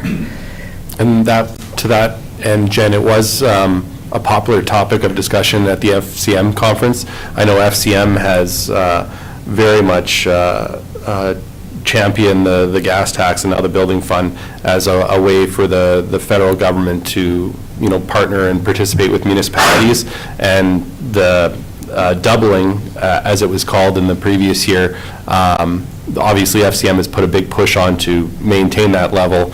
The government has obviously not chose to do that at this point in time, but there is considerable advocacy going on to see that raised, as I think we all have discussions around that federal to municipality connection, and this is one of the few ways that we do receive that direct funding. So I know there is advocacy going on that front. Klaus?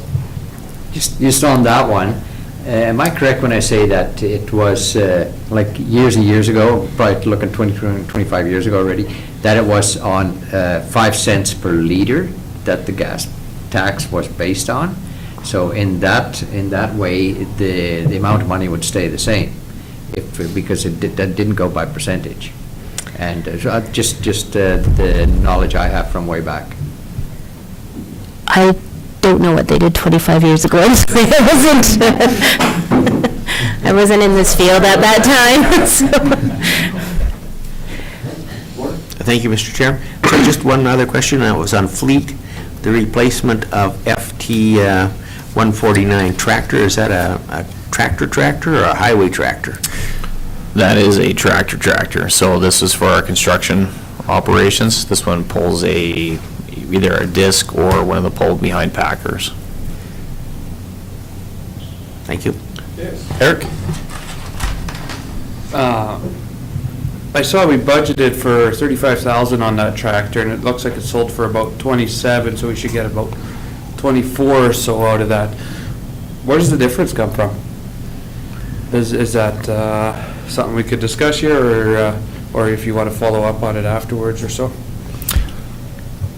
If it's all right with council, when we get into the discussion on the equipment purchasing, which is next, we can touch on those kind of details as well. Thank you.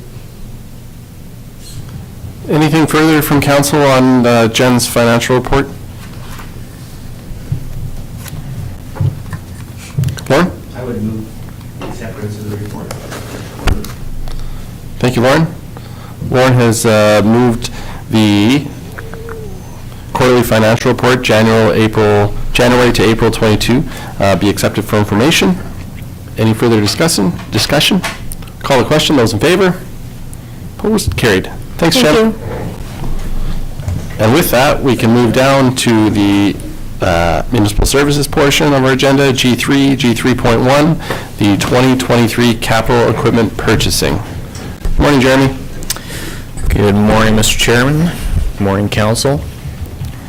So I'm sure this will produce lots of conversation as it is a large ticket item, being the capital purchasing that we do annually for all of our services that are provided. Now, this does typically encompass, and what we try to forecast within this is a culmination of all departments. So this Public Works is included in this, Ag Service Board, Utilities Department, Fleet as required, because we did purchase a forklift last year, and this also includes all the administration activities, whether that's vehicles, SUVs, and then sometimes potentially, Jen usually covers off on capital purchases for IT upgrades when we're buying new servers and that kind of stuff. But this is primarily going to be focused on equipment and vehicles, essentially today. So in my executive summary, annually council approves 5-year capital plans as per the Municipal Government Act, which requires the approved 5-year capital plan and the 3-year operating. So in the 5-year capital, what I try to build is essentially a forecast of what we're going to require for equipment based on life cycling of equipment, maintaining best value potentially on what those are, and then forecasting out what our annual cycle for meeting our operational requirements is. So all purchases for replacement of existing equipment would be for this calendar year, for the 2023 calendar year. Previously, last year, we approved this a little bit earlier. I think we approved this in September for the 2022 purchases for this year. With delays in equipment and delivery of equipment, this has been an ongoing challenge through 21 and 22 caused by numerous things associated with the pandemic, that being supply chain, microchips. I mean, we've all seen the delays on numerous different pieces of item, and equipment is no different. So with that, I'm bringing this forward earlier than a typical time, so we can essentially hopefully land our equipment essentially in spring of 2023 versus what we're hearing from a lot of equipment manufacturers and vehicle dealers is you're looking at order banks that go anywhere from 8 to 18 months, essentially, as far as turnover time. So that's the major part about this. In July, with this being us going through this process now, then we can prepare all the RFPs and RFQs that then we would put out to equipment dealers so that we could essentially be in the process of landing these pieces of equipment. Now, none of these, because of our budget calendar year, none of these would be accepted essentially until 2023. So whether it be January 2nd or any other time throughout the course of the year, but then they would actually fall within the 2023 budget year. And just for clarity, this is focused just on 2023. The hope is in the future is that equipment and vehicles will move back into more of a normal cycle. I'm not sure, we're hearing anywhere from 3 to 5 years before everything kind of resumes back into a normal cycle where we're seeing more of the 3 to 6 month delivery time frames, which in that event, then we could have these discussions during normal budget deliberations in the fall of any given year. So previously, council had approved a 5-year capital plan from 2022 to 2026, and as well in those previous ones, I left a 10-year forecast in those as well. Just some additional background information, and please, I mean, don't, if there is any questions on this as we're going through, don't hesitate to step in, because I mean, there is obviously some new councilors who haven't gone through this process. Thank you, Mr. Chairman. So with having to order everything earlier than normal, do you have to pay when you order, or is just as you have to put down payment? We only accept equipment upon delivery. So when the equipment lands, and what we typically specify in these types of situations, even when we do purchasing from last year, we say we do not accept equipment until the next fiscal calendar year. So you're just asking right now if you can go ahead, but basically financially there will be no change in it. There will be no change from the financial standpoint, because nothing will be purchased in the 2022, nothing else will be purchased in the 2022 calendar year. Everything that is basically this gives equipment dealers an opportunity to make their proposals or us to ascertain quotes for essentially equipment, and then upon awarding those, we don't actually pay any bill until they actually land. So there's no down payment or anything to that effect. Morris? Yeah, thank you, Mr. Chairman, and they're basically not guarantee you the quote they give you, like today, like if they can get the equipment for, let's say, 6 months to 12 months down there, the price could be going up, right? They're not holding you to what they quoted. Are they not holding to the quote they give you now?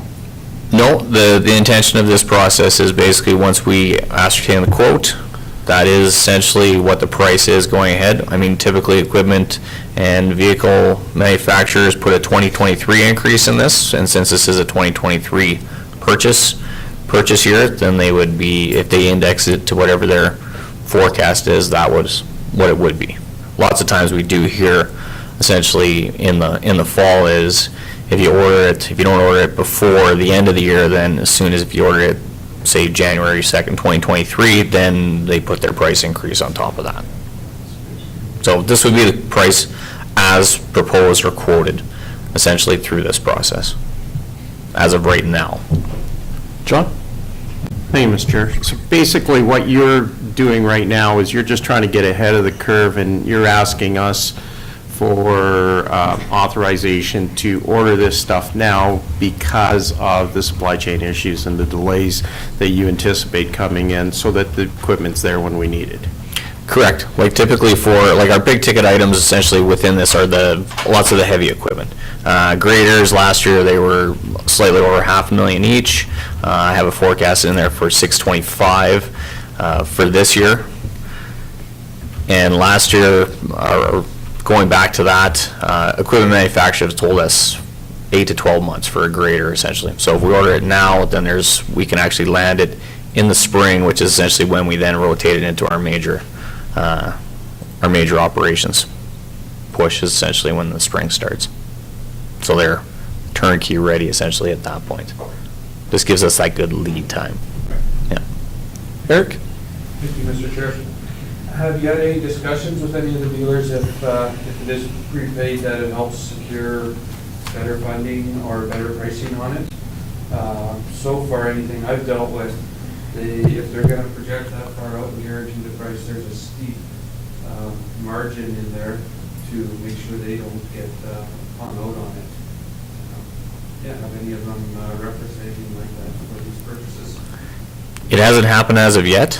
That's not to say that there might not be something like that. I mean, I know with some of our existing ongoing contracts that we operate within, we hear lots of things about fuel surcharges right now. But as far as prepaid amounts, that's never been proposed to us as far as on the equipment side. That's not to say that there isn't a potential that dealers will be looking at that. Most of the time, they have forecast essentially what that price is well in advance. So I'll stick with a grader as a topic of conversation. If I ask for a quote now, they're saying that's our price for 2023. Or that's our price for now that you would pay when the equipment lands in 2023. There hasn't been any request to do anything prepaid, and very specifically in the RFPs or the RFQs, we specify that, upon delivery of equipment, that's when we pay for it, and then, like I said, during that calendar year. So there is some pretty extensive spreadsheets and lists within here. So for 2023, what I do have forecasted currently is the rotation of 2 divisional graders. Both of these are 2016 or 2017 models that would be cycled out. Replacement of one of our existing truck and plows.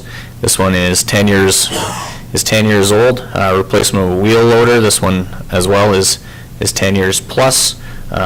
Normal rotation of a couple of 3/4 ton and 1 ton size trucks. One of the ones that we had for this year was we're looking to purchase a truck for our ASB department, for our Ag Services department, that was going to be a smaller spray unit. Because of the pricing that we heard and because of the delivery times, I pushed that purchase from this year, and now I've forecasted into 2023. We have a construction 1 ton or a construction 3 ton tow behind scissor man lift, and that's for us for doing any kind of shop activities, changing lights, as well as we would be taking that around to our truck fill stations, because we normally rent a unit. Essentially, this would mitigate that cost because we're spending about $5,000 in rentals per year. So this would be a long-term purchase on that end. Replacement of an ASB disc.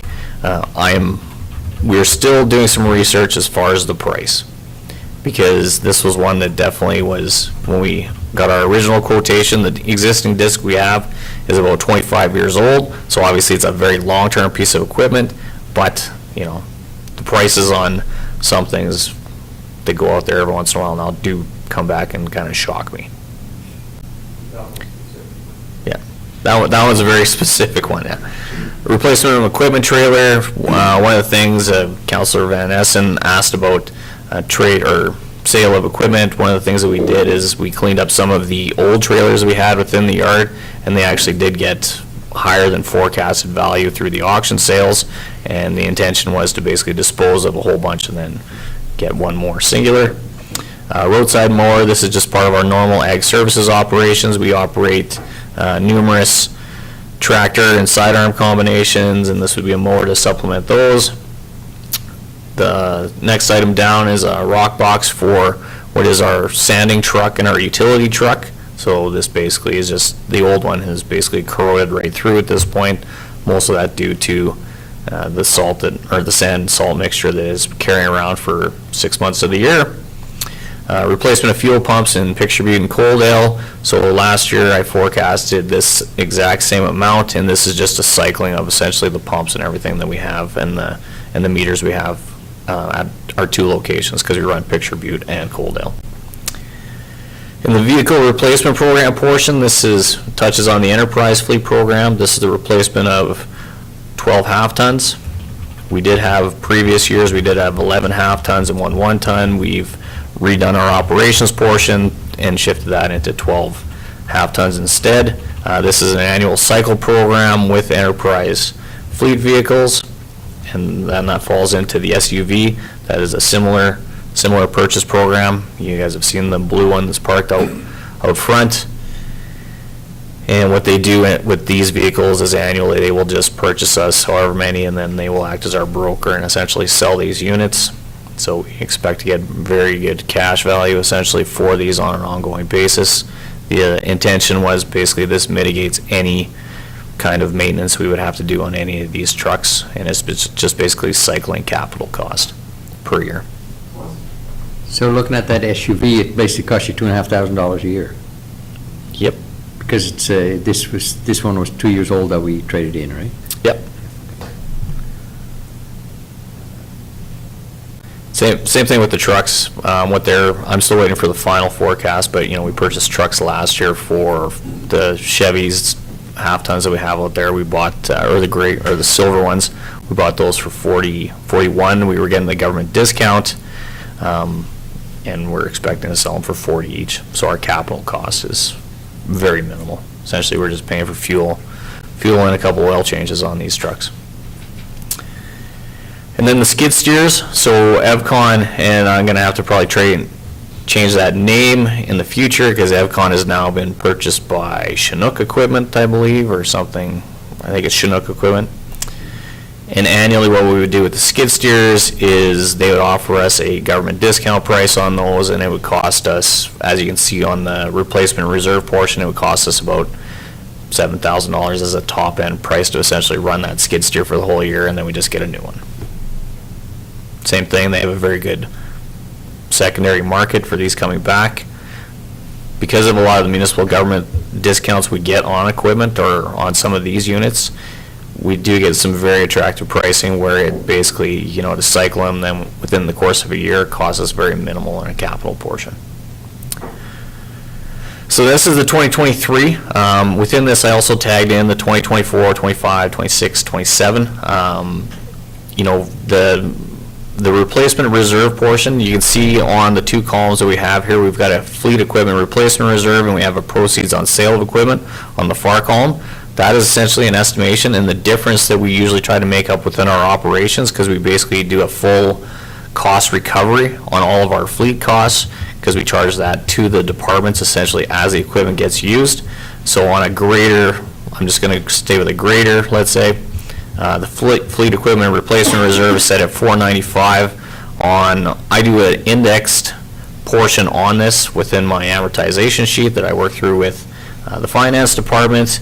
I've set the inflation rate at 2.5% right now, which I might have to do a slight correction on as well.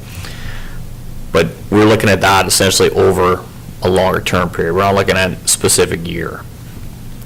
So the one thing with that is $495,000 essentially is what we try to build within the reserve so we can purchase the next piece of equipment based on that forecast. So we're essentially charging for each grader that essentially operates the capital cost of those. We're running those on a 7-year cycle, approximately to about anywhere from 8,000 to 10,000 hours essentially on those. And so it's costing us about $70,000 in capital costs per year on every grader that we operate. Those are the big ticket ones. And when you multiply that across the organization, we operate 12 graders on any given year, because we have 8 for district grader operations, we have 2 for construction, and we have 2 for base stabilization. So, net, we're looking at $840,000 per year plus that we essentially just pay in capital costs on graders per year. As well in here is I put in a 10-year forecast, because one thing that, as an organization, we're very perpetual. The municipality has existed for, I think, 75 years was our previous anniversary, Jack. No, 50, sorry. In some way, shape, or form, the municipality's been around for a long time, though. Coming up on 60. So when we're discussing this, when I discuss this with the operations departments and with other staff, is we look at building essentially a longer term window. This is no different for capital equipment than the infrastructure department replaces where they need to be buying anything else long term. And with lots of our equipment being in that, definitely in that 5+ range, we're trying to maximize our utility on that, but also maximize value so we don't push it into essentially the point where then we're putting major amounts of repair costs in that, unless it's a worthwhile investment. One of the things you'll see in here, there's some funds set for future years that basically involves doing 0 hours on some of our larger equipment. So something like to the effect of a scraper, A brand-new scraper is 1.3 million. I always choke when I hear that. It's probably 1.5 now with some of the recent increases. Last year, we bought one for, or previous year, we had bought one for right around $500,000. That was a 8-year-old piece of equipment with 5,000 hours. The intention is with that one, once it hits 10 to 12,000 hours, it'll probably need double engine replacements as well as some other work, and then we'll just basically 0-hour it, and then we can run it for another 8,000. Lots of that large iron doesn't, scrapers in particular, scrapers and dozers, you can do a bunch of, I mean, the mines run a dozer till it's got 25,000 hours on it.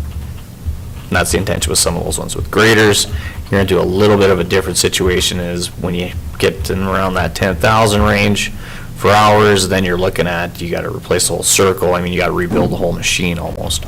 So it's easier to cycle it out from our cost standpoint. Questions? John? $65,000 for a disc?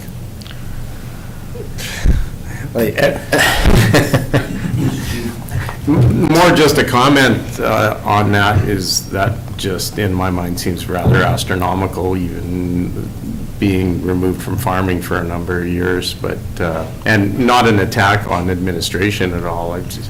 I look at that and go, what exactly can wear out on a disc that would make that to the point of needing to be replaced, other than bearings and discs, which are wear components?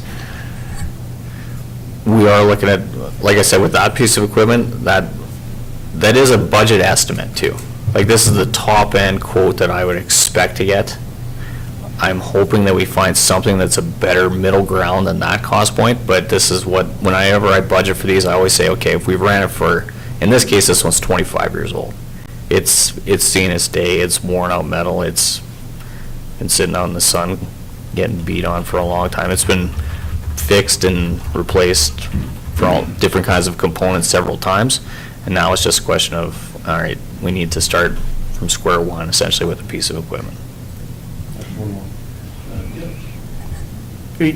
You're looking at replacing 2 graders every year and over a 7-year cycle, but if I recall, you mentioned that we have 12 graders? Yep. So that's, if we replace 2 every year over a 7-year cycle, we've replaced 14. So is there a plan to bump up the number of graders, or is this just going to be, there's going to be an odd cycle year at some point? There is going to be an odd cycle year. If you look, scroll down to, it's on page 14 of the document. Next year, I only have forecasted 1 grader for replacement. So the intention was to put them on a 7-year cycle so that we could essentially try and string out the purchase that much longer on that 7-year period. So yes, that addresses that. So in 2024, I believe, and then in 27,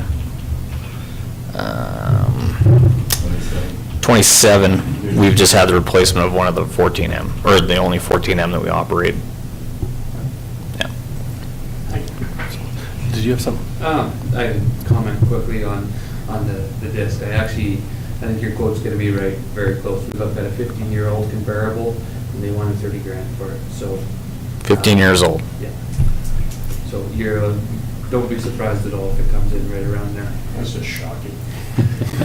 Klaus? Well, I was going to comment on that too, John's astronomical thinking, but I think that, if, it's kind of the same, you get a half ton or whatever, you want to keep it rolling and stuff like that, so you start buying parts, and you start buying parts, you're going to be rid of a lot more money buying all the parts for it, and that's the same with the disc and the bearings and everything like that. Then, so like Eric is probably right on. Just go.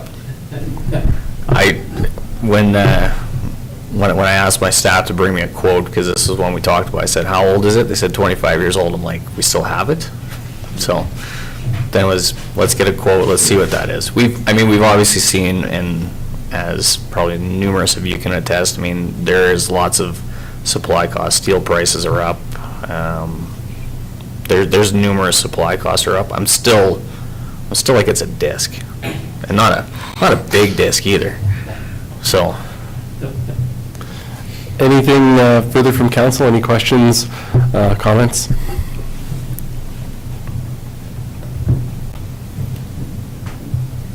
Eric? Thank you, Mr. Chair. If we don't go ahead with this, or we say your prices are too high, I guess, what do we end up with? What's our alternative here? What's the alternative? Like, if we say, hey, your prices are too high, and I can't be in favor of this going ahead at this rate, I guess we sit on our stuff for a year? Like, there is no real good alternative, is there? I guess the alternative or the con of that aspect is then we're potentially into more maintenance costs on the back end of some of our other stuff. So, I mean, obviously, I'm still price conscious. I mean, if there is something like the disc where it comes in at something like this, I might just go, you know what, I'm going to let the market settle down a little bit, and then we might. But it's dependent, right? I mean, lots of these prices, I mean, this is set up basically to cycle equipment on a regular basis. If we delay it, then that just drives up our maintenance costs potentially on some other stuff. So on a grader, if we don't purchase 2 graders, let's say, then, you know, I've got a couple that are in that $8,000-9,000 range right now. By the end of this season, they'll be close to 10. There is a pretty good chance that we could be running, and they're off warranty. We could be into engine repair or something to that effect. It's about trying to be timely about replacement on lots of this stuff.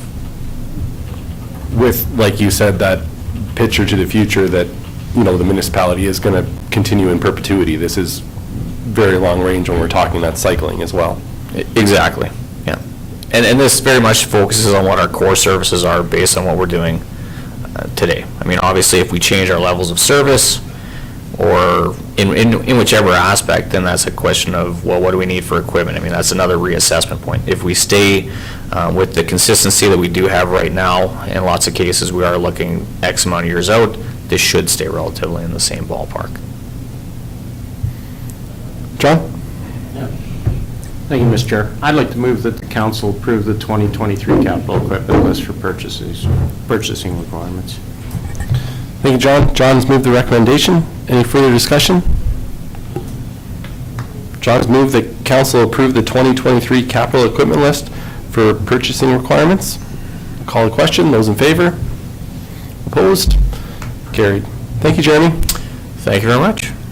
Great discussion, too. Thank you. We have a bit of time here before lunch. Why don't we try and get through our invitations in the administration portion. Starting off with G 4.1, Triple W Gas Co-op 50th Anniversary Celebration. Morning, Maddie. Morning, Council. So I have 4 invitations to present to you this morning. The first one, as the Reeve mentioned, is the Triple W Gas Co-op 50th Anniversary Celebration. So Council has received an invitation from the Triple W Gas Co-op to attend their 50th Anniversary Celebration at their office in Warner. The event is Tuesday, August 9th from 1 to 3 p.m. with lunch provided. Triple W Gas Co-op was incorporated in 1971 to provide natural gas to Lethbridge County, the County of Warner, and the Village of Warner. The financial impact for this event would be mileage and per diem, as it is out of the municipal boundaries of the county. Council typically attends community events and celebrations when invited, allowing members to connect with the community. Therefore, the recommendation is that Council choose members to attend the Triple W Gas Co-op's 50th Anniversary Celebration in Warner on August 9th, 2022. Thank you, Maddie. Any discussion from Council? How would you like to proceed? Morris? Yeah, thank you, Mr. Chairman. When you see these type of invitations, you know, and I think they've been a good service to the county and the other group, and I think it's important that we as a county have a rep down there, and I move that our Reeve attend. Well, thank you, Morris. I am a Triple W Gas customer. Thank you. Any further discussion? Eric? I'd like to amend that Reeve or a counselor in in place attend. Is it four? Sorry. Is it four? You said it was four invitations. Oh, sorry, I have 4 invitations in total to present today. Sorry, that was So, my yeah, miscommunication. proceed as you'd like, I guess, council, if we would like to address these with individual members at this time, or if we would like to open it up to any member of council wishing to attend, which I know we've done in the past, I would leave it at your discretion. Are you comfortable with? I'm comfortable with any member of council. Okay. Any further discussion on that? Eric has moved that any member of council, member who wishes to attend the W Gas Co-op's 50th anniversary celebration in Warner. That's been a motion on the floor already. But sorry, you amended it though, right? Yeah, so I have to vote on the amendment then. Friendly amendment. I don't think so. It's friendly.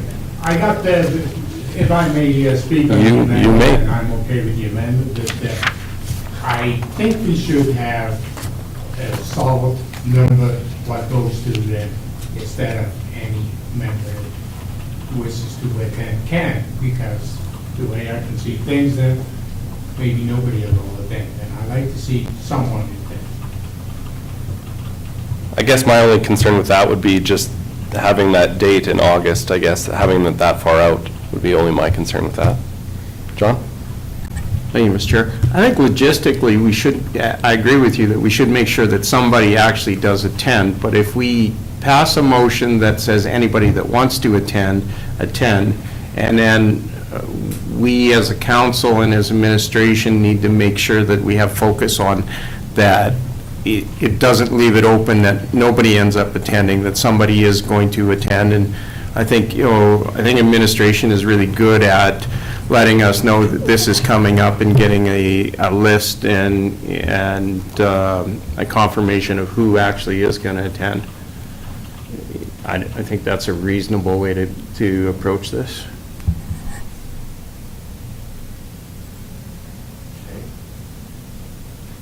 So then, can I have some help, please? Where are we at then? So you're at right now, currently, as far as I understand, you're at any member of council who wishes to attend can attend. It's just, I think the discussion ensued that somebody should attend, period. So, Morris, what is your initial motion was that the Reeve attend? Well, that's what I would have liked to see, because, he is our spokesperson, and he'll be a great person to be down there, and that was my intent. Okay, and Eric, you have moved to amend that to include any member of council, is that correct? Correct. Okay, so then so then we should vote on the amendment, correct, of Eric's? So Eric has amended Morris's motion to include any member of council attend. Clear? And is there a limited number? We're sending one person down, is that what the intent is? Should we put a minimum? Well, at least one person. Yeah. but maximum. At least one member of council attend. Okay. Let's just get it off.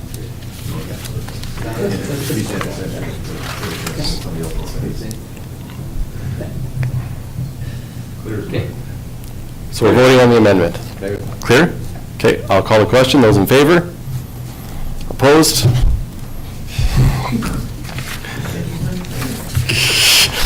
Okay, so now the motion is that the Reeve or any member of council, At least one at least member of council, attend the W Gas Co-op's 50th anniversary celebration in Warner on August 9th, 2022. Sound clear? Okay, I'll call a question. Those in favor? Opposed? Carried. Thank you. Moving down, our second one, Maddie? Thank you, Mr. Chairman. The Nobleford Heritage Day celebrations are scheduled for Saturday, July 16th. Events include a pancake breakfast, candy parade, barbecue lunch, and more. Council has been invited to attend the parade, which will begin at 11 a.m. Typically, the councillor of the area attends with the county float, although any councillor in the past has attended as well. There's no financial impact, no mileage or per diem for this event as it's within county boundaries. The recommendation from administration is that council choose members to attend the Nobleford Heritage Day Parade on July 16th, 2022 in the town of Nobleford. Thank you, Maddie. Any discussion? How would you like to proceed? Eric? I believe that day I'm open, I will be around, and I am willing to take the float there or whatever is included with that. So make a motion that council of the area attend the Nobleford Parade. Any discussion? So Eric has moved that the council of the area, councilor of the area? Yeah, or whatever we're called, Yep. of the division. Okay, attend the Nobleford Heritage Day Parade on July 16th, 2022 in the town of Nobleford. Claus? I would like to make a friendly amendment that other councillors are also allowed to attend. But only if you bring candy. No, that's, hey, leave that up to Maddie. Maddie's got lots of candy. Do you consider that a friendly amendment? Okay. Do you get that, Donna? All right, thank you. Not the candy part. Not the candy part. Okay, we have a motion on the floor. I'll call the question. Those in favor? Opposed? Carried. Thank you. Our third one, Maddie? Just a quick point. Yes. Or, sorry, not a point. Just to mention to council, we will have somebody with the truck driving the county float. You won't have to drive the truck and haul the float. We won't have to walk. And we do. Come here, look on it. Yeah, exactly. No, we will have a county vehicle. This probably wouldn't be that way, but I think that Eric volunteered now came to, that we are not allowed to drive a truck. And candy will be provided. Go ahead, Maddie. Thank you, Mr. Chairman. I apologize, these next two ones don't have a report as they were late additions to the agenda. This next one, the Old Man Watershed Council has invited council to their summer social and annual general meeting on Thursday, June 23rd from 12 to 4 at the Rotary Picnic Shelter in Lethbridge. The agenda includes lunch, welcome and introductions by the chair, and I think you have the package. I think Donna sent it to you. It has a few other events throughout the day. So administration's recommendation is that council choose members to attend the Old Man Watershed Council Summer Social and Annual General Meeting on June 23rd in Lethbridge. Thank you, Maddie. Any discussion? How would you like to proceed? John? Thank you, Mr. Chair. I'd like to move that at least one member of county council attend and leave it open to any council member that wishes to attend. Thank you, John. Any discussion? John has moved that at least one member of council attend the Old Man Watershed Council Summer Social and Annual General Meeting, June 23rd, 2022, with any other members of council who wish to attend also able to do so. If there's no further discussion, I'll call the question. Those in favor? Opposed? Carried? And the last one, Maddie? Thank you, Mr. Chairman. Yes, so this last one is an invitation to the annual Pattison Stampede Barbecue. It is on Wednesday, July 13th from 2 to 7 p.m. in Calgary.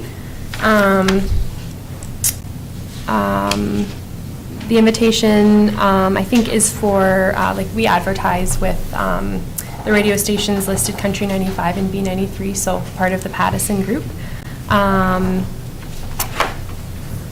So administration's recommendation is that if a council member wishes to attend, they may do so. Thank you, Maddie. Any discussion from council? Is there anyone that's interested in attending, and how would you like to proceed? Claus? Just a question, is this the first time that we ever had an invitation to this Pattison one? Councillor, or Deputy Reeve Vanderveen through the chair, I'm not aware that we've been invited to this event before. I I can't recall ever doing a report for this event. John? Mr. Chair, I've expressed interest in attending this. Okay. Eric? I'd like to make a motion that the councilors who wish to attend have permission to do so. John?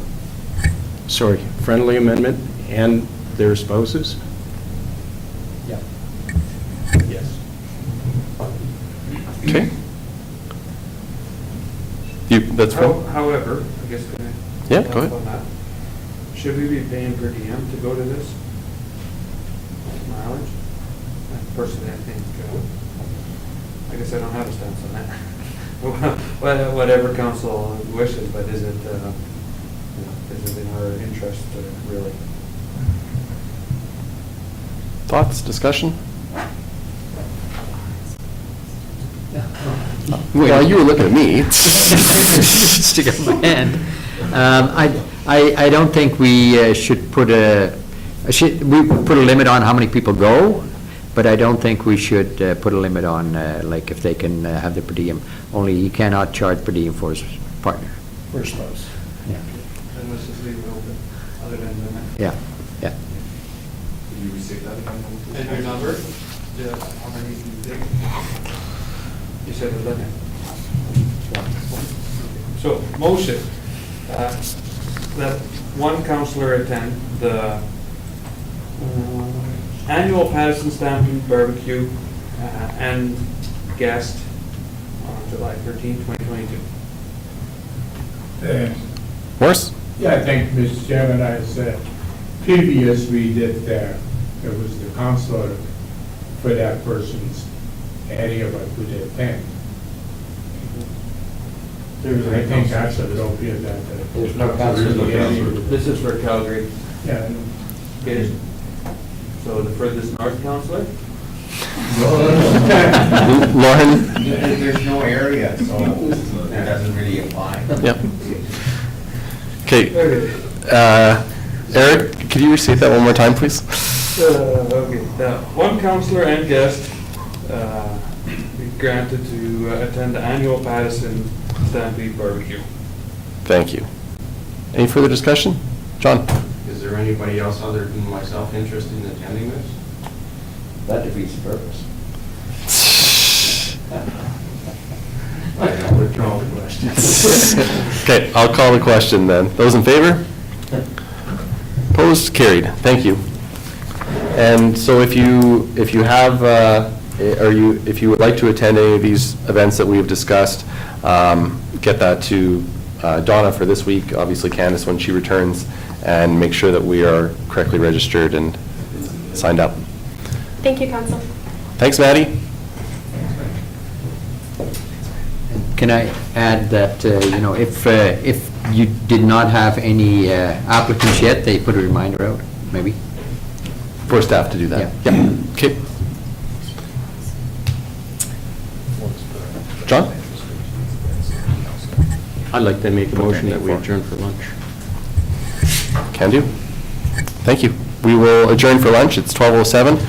We will reconvene at 1 o'clock.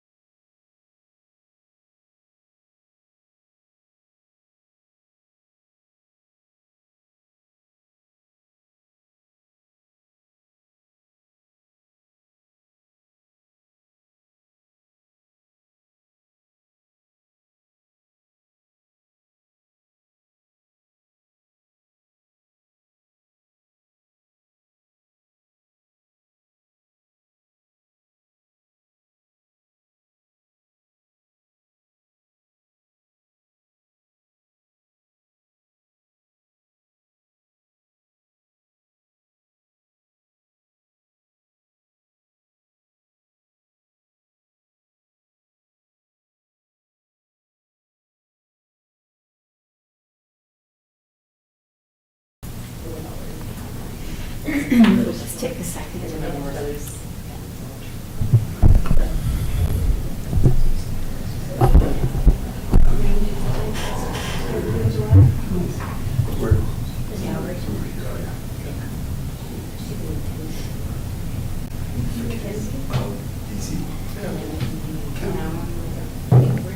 Oh, we just got, yeah, correspondence and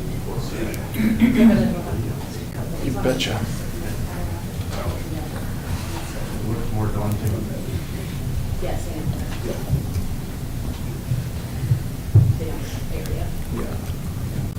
it's still. That's okay.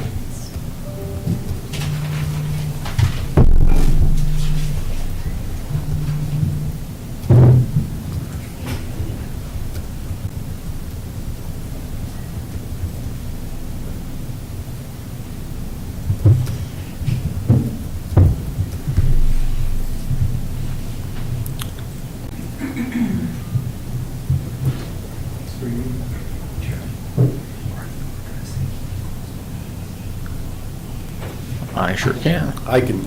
I'll just, that's okay, Larry. Just wasn't sure if you're looking for some staff intros or backup, and I'm not sure we talked about it because Anne's not here. She might normally do it. You're good, Tori. What, no pipe and drum there? Pardon me? No pipe and drum there? I'll speak to what I can if I need to. All right. Thank you, everyone. We'll call the meeting back to order. We have a couple items left. We have correspondence, we have our county council and committee updates, and then we have 2 items in closed session. So we will continue with our correspondence. And with that, we have 7 items of correspondence, and I will just kind of briefly give you a brief overview. If you would like to have any further discussion or pull anything out or provide any direction, just please let me know. So our first one from Municipal Affairs speaks to the PERC program, the Provincial Education Requisition Credit. The county had applied, and an adjustment of $12,024 was granted to the county. Sorry, hey Jen. Hi, Mr. Chairman, sorry, did you want me just to speak to, just a reminder as to what that's with regards to? Please, go ahead. I don't know if council recalls, but with the oil and gas companies that had sort of gone defunct or weren't paying, the county brought forward an application to, we had to write off a portion, but this is the portion of the education tax that the province was going to fund. So this is from that application that we presented to council. I can't remember if we did it at the end of last year or beginning of this year, whichever it was. And then we'll have another one come forward at the end of 2022 with any other properties that are still, have either gone bankrupt or we haven't received any payment for, or have just completely disappeared, dissolved, and we can't contact. So that's what that was with regards to. Thank you, Jen. Our second correspondence, also from Municipal Affairs. This is the funding letter. So in this letter, we see allocations for MSI capital allocation, the MSI operating allocation, as well as that CCBF portion which flows through the province. Sorry? Yes, formerly the gas taxes we discussed earlier. Moving down, our third piece of correspondence, the Alberta Municipal Affairs Municipal Stimulus Program project. This is in regards to the Iron Springs Road Improvement Project under the MSP program. Is there anything you'd like to add to that, Devin? Sure, thank you, Mr. Chairman. So those were the leftover MSP funds from the Broxburn Overlay Project. The province allowed us to transfer those funds over to the Iron Springs project, so they're being utilized for that project this year. Thank you, Devin. Number 4 on the list, this is a letter from the town of Tofield we were included on. This was sent to the AUMA membership, RMA membership, as well as their MLA Jackie Lovely. And the first item of correspondence pertains to the Alberta Police Force, essentially asking the government, stating that the Town of Tofield Council in no way supports the initiative to replace the RCMP with an Alberta Provincial Police Force. They list their rationale behind that and then ask the minister why the government is continuing to proceed down this path with further consultations. The next one from the Town of Tofield as well. Similarly, this one was sent to the AUMA, RMA, and their MLA as well in regards to Alberta utility fees. Sent in a movement of solidarity, multiple municipalities across Alberta have reached out with grave concern regarding the rising costs for both electricity and natural gas.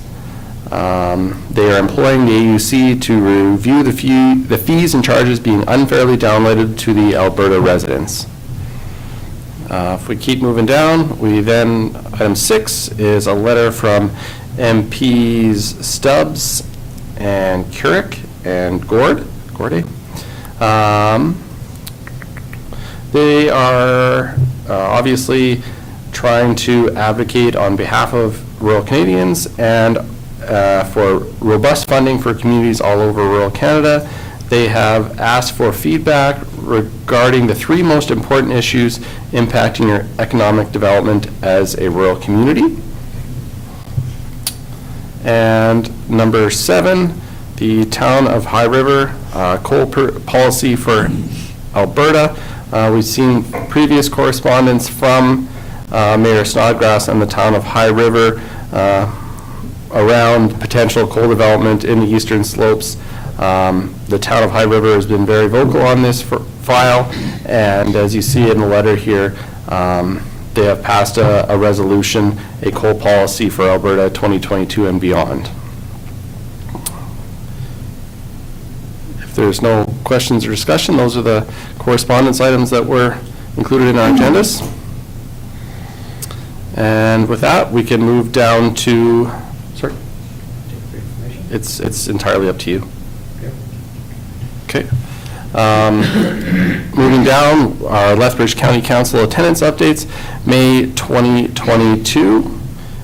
And we can start in Division 1. Lauren? The planning conference in Leduc, can I use the microphone or not use it? Yeah, I think just as long as we don't kind of talk right into them, they're okay, yeah. So attended the planning conference in Leduc, and the one item that was there that brought attention to my behalf was how the AUMA, or whatever they call themselves now, MA, was going on about how they're kind of representing us at the table for their suggestions moving forward on certain things. I find that very troublesome without the RMA being involved, and I did bring that up at the discussion we had with RMA, but I think that's very misleading to the general public, and because they certainly don't speak for us, and I think they were indicating that they were, in my opinion. Went to the opening of the airport. It was kind of interesting, but I think they're only at 3 flights a day. It would be, certainly would be a struggle to keep that place open now that, with all the renovations that have been done there. The other thing I guess we'll touch on was just the Green Acres Foundation. They're finally seeing some turnaround, and people are starting to decide to move into their vacant spots. I think COVID convinced a lot of people they didn't want to be too close to other people, and I think that's kind of turned the corner, and they're experiencing some people moving in now. Thank you. Thanks, Lauren. I'll just capture a couple of the highlights for me from May. As Lauren indicated, we were fortunate to be invited to the Lethbridge Airport Terminal grand opening. There was lots of MLAs present from the province, and as well as obviously Lethbridge Mayor and Council. It was a good opportunity to meet and greet with some of them. Anne and myself and Devin were fortunate. We got a tour of the Lethbridge water treatment plant. That was, I think, enlightening to the the challenges that the city has as far as the capacity of that plant and some of the things they're doing to adopt some newer technology to try and ramp up that capacity. On the 27th, we had a virtual meeting with Justice Minister Tyler Shandro. This was a direct result of our RMA meeting with Minister McIver. We had touched on a few items with Minister McIver pertaining to the SolGen file, Justice Minister file. So he passed that along to Minister Shandro, and Minister Shandro extended an invitation to us to do a virtual meeting. We were only on for about a half an hour, but it was a nice opportunity to get to talk to him and some of his staff. Obviously, top of mind on the conversation was the Alberta potential transition to an Alberta Police Service. Minister Shandro acknowledged that the feedback to this point has been the feedback resulting consultation has been somewhat negative, in that participants in the feedback have felt that the scope of the consultation sessions was rather limited. He did acknowledge that, and he is now moving towards doing more of these one-on-one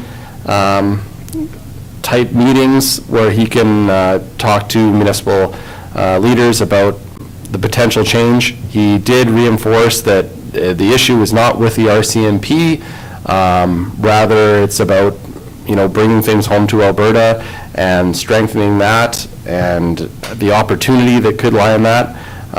Obviously, I relayed the position that we've had, our feelings on that file, and he did acknowledge that we share many of the same concerns as many municipalities. He did continue to stress that he sees no financial impacts above what municipalities have already incurred if we were to transition. He did also make it very clear that the decision has not been made. However, they will continue down the path of exploring this further and further consultation. And I guess maybe connected to that as well, we are fortunate to have a tour of the RCMP detachment in Coledale. Thank you to Staff Sergeant Newman for that. That was a good opportunity to see the new building and see the investment that was made in our detachment area and in the town of Coledale. And with that, Mark, Division 3? I had no major highlights next month. Next month? Okay. John? Thank you. Highlights for me were the attending the grand opening of the Left Fork Airport Terminal. It was nice to see the investment in the region that went into there. As with Councillor Hickey, I'm hoping that they can ramp up their flights and make that sustainable for them, because that would be something that would be, I think, very beneficial to the region to have increased traffic in there. The RCMP detachment tour was something else. It was, again, interesting and nice to see the investment in the community. That is pretty much the highlights for me for last month. Thanks, Sean. Eric? Thank you. Other than our regular meetings, really enjoyed our RMA member visit. Lots of good information, lots of good dialogue, and our CMP detachment tour was quite interesting as well. Thanks, Eric. Klaus? Yeah, thank you, Mr. Chairman. I think that, we had some good meetings, and everybody else made some comments on it. The one that I probably have is the doctor shortage in Alberta that I attended, and the couple MLAs were in attendance, and a couple of staff from sub-councilors from the city, and we had AHA out there. Seeing what we could do, and I think we all came to the same conclusion that it was a big problem, and I guess the promise that is right there that they presented was that there in 2022 11 new doctors were going to be coming on board here, But there's still some doctors leaving. There's also discussion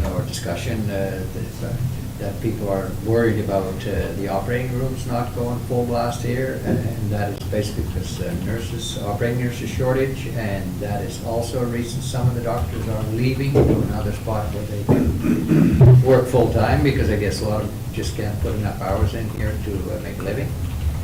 And for the rest, it's the same all over. In the big cities and stuff, it's a lot better than in the rural areas. And looking for ways to attract doctors in the rural areas. And something we brought up that it would also be probably good to have their practicum done in the rural areas. Maybe they would get a like for the area, the small area, not the big cities, and so they're looking for all kinds of ways to try to get something done, and they are also recruiting quite a few physicians from other countries, trying to get them out here, and they're trying to simplify the way they're trying to get them going here. And the question was asked too, like a lot of them are educated in, they're doctors there, and they come here and they sit in a cab, or they are in a truck driver, and can't we accept them as nurses here because we have a shortage of that? And that was also a thing that was going to be looked at. So there's some more opportunities maybe to take advantage of these people that do have a good education there. And so that's basically it. And they look forward to working with everybody, and and Jen Schmidt-Rempel told me she would really like to keep working together with the county on this one, because we're all in the same situation. So it's, I thought it was a productive meeting. Good. Anything else? No, I think that's very basically covered. Thanks, Klaus. Morris? Yeah, thank you, Reeve, and council, and staff. I hate to bore you to death with the long list I got here, so please read it as presented. Thank you, Morris. You're too much. Any further questions or discussion on the council attendance update? Terrific. If not, we are towards the end of our agenda. We have 2 closed session items. I would entertain a motion to enter a closed session. Morris? Morris has moved to move into a closed session. I will call the question. Those in favor? Opposed? Carried. Thank you. Our first item. Sorry, just give me 1 second to interrupt it, because it does have a pause.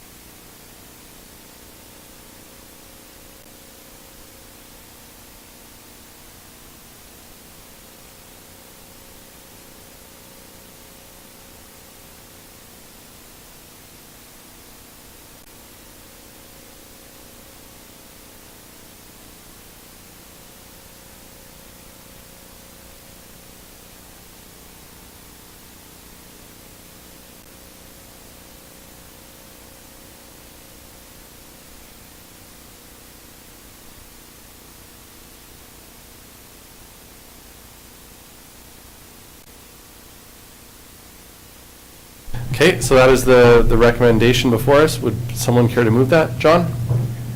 I'd like to make that motion. Thank you. Any further discussion? Seeing none, I'll call the question. Those in favor? Opposed? Carried. And our second closed session item, the project tender results. Claus? I will move that County Council approve the revised budget. Thank you, Claus. Wasn't that simpler? Claus has moved the county council approve the revised budget. Revised budget for what? The Mountain Meadow Slope Village project. Sorry. For the, sorry, go ahead. That's not what's written down. Okay.